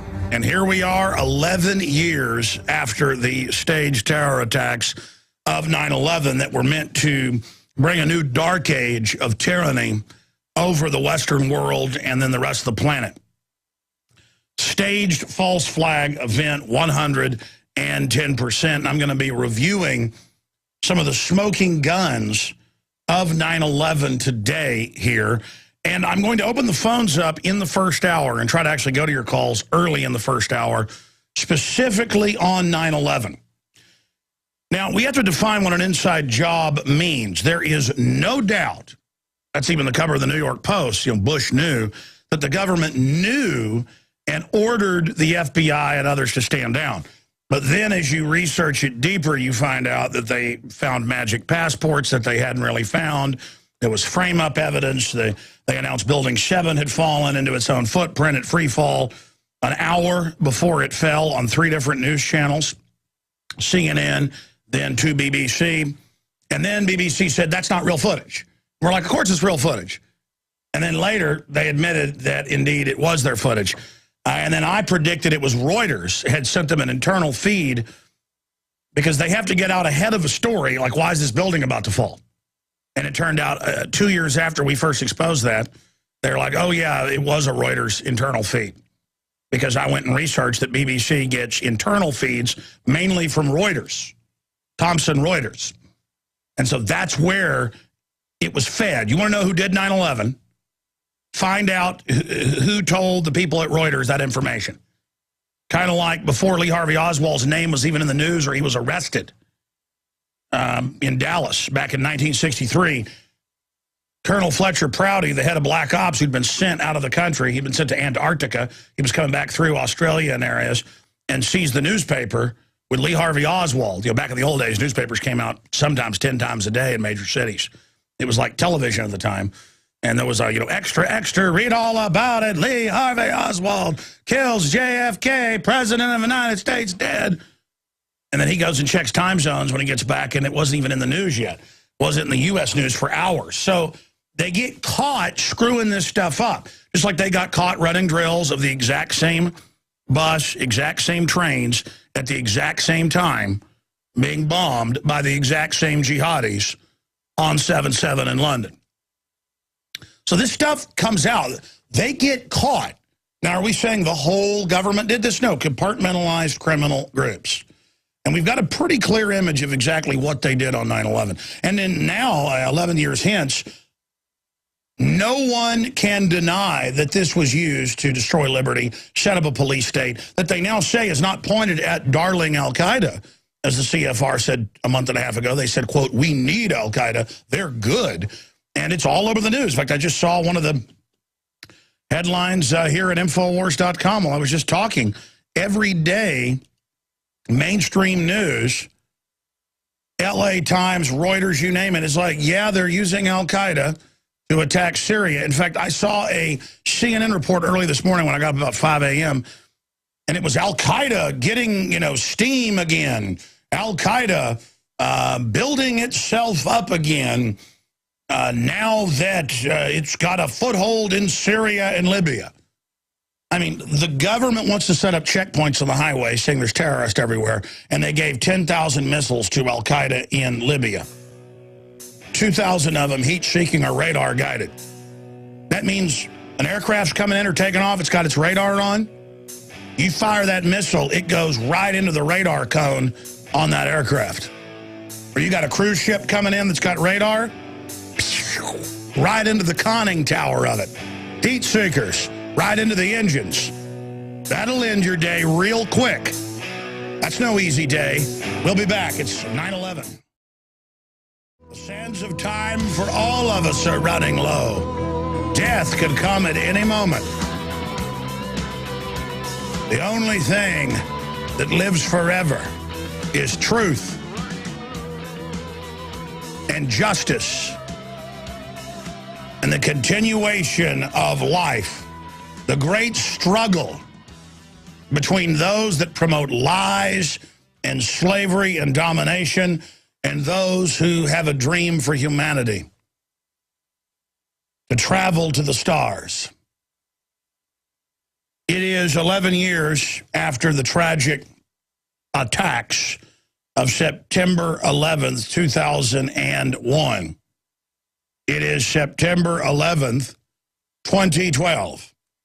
And no one can deny, regardless of what you think about those attacks, that A, they have been used to set up a modern East German-style police state in the Western world. B, that system is now being fully flipped onto domestic populations. C, we are being publicly told in every major publication, including CFR.org, Council on Foreign Relations, the real government in this country. They write the reports that Congress adopts, that the executive adopts, that Al-Qaeda is good and that we should work with Al-Qaeda. In fact, at about 5 a.m. this morning, I actually IM'd this CNN report at 5:11 a.m., as you can see here on my iPhone. If you guys give me a document cam shot, I'll show people this watching us on prisonplanet.tv. On 9/11, Al-Qaeda looks to Syria to revive its fortunes. And then right in front of us, like we're ignorant, like we're stupid, they tell us, though, that we have to continue to give up our liberties and give up our freedoms because Al-Qaeda is coming after us. And they can only do this in a vacuum of reality being derelict. This can only be done with a so-called informed population that is so disconnected from facts and common sense and logic. I mean, think about the magnitude of this. 11 years after those spectacular, theatrical, bloodletting events that happened, that was something out of a Godzilla movie where he destroys Tokyo, but in living high-def color and then replayed to us thousands of times. And school children taught to hide under their desk because Osama bin Laden is coming to get them. And as I pointed out at the time, hey, Al-Qaeda was created by the CIA, British intelligence, Israeli intelligence, and Pakistani intelligence. And then I pointed out, hey, the Times of London and even Newsweek are admitting. They'll admit so much but report it like it's no big deal. That they flew tens of thousands of Al-Qaeda and Taliban cream was one term they used in the news, the leadership. And of course, before 9/11, wouldn't let Colonel Schaefer kill bin Laden when he was in drone sites, not once but twice, confirmed to be OBL. And then after they have the 9/11 attacks, they send in the Northern Alliance, and Al-Qaeda goes and gets conscripts, an average of 14 years of age, digs them in outside Kabul and other cities, and then with the CIA has a staged attack. They even had a staged fake war where they then bombed all those trenches and killed all those teenagers, killed all those kids, while the real Al-Qaeda sat back living in hotels, not even underground, not being attacked. And special forces, this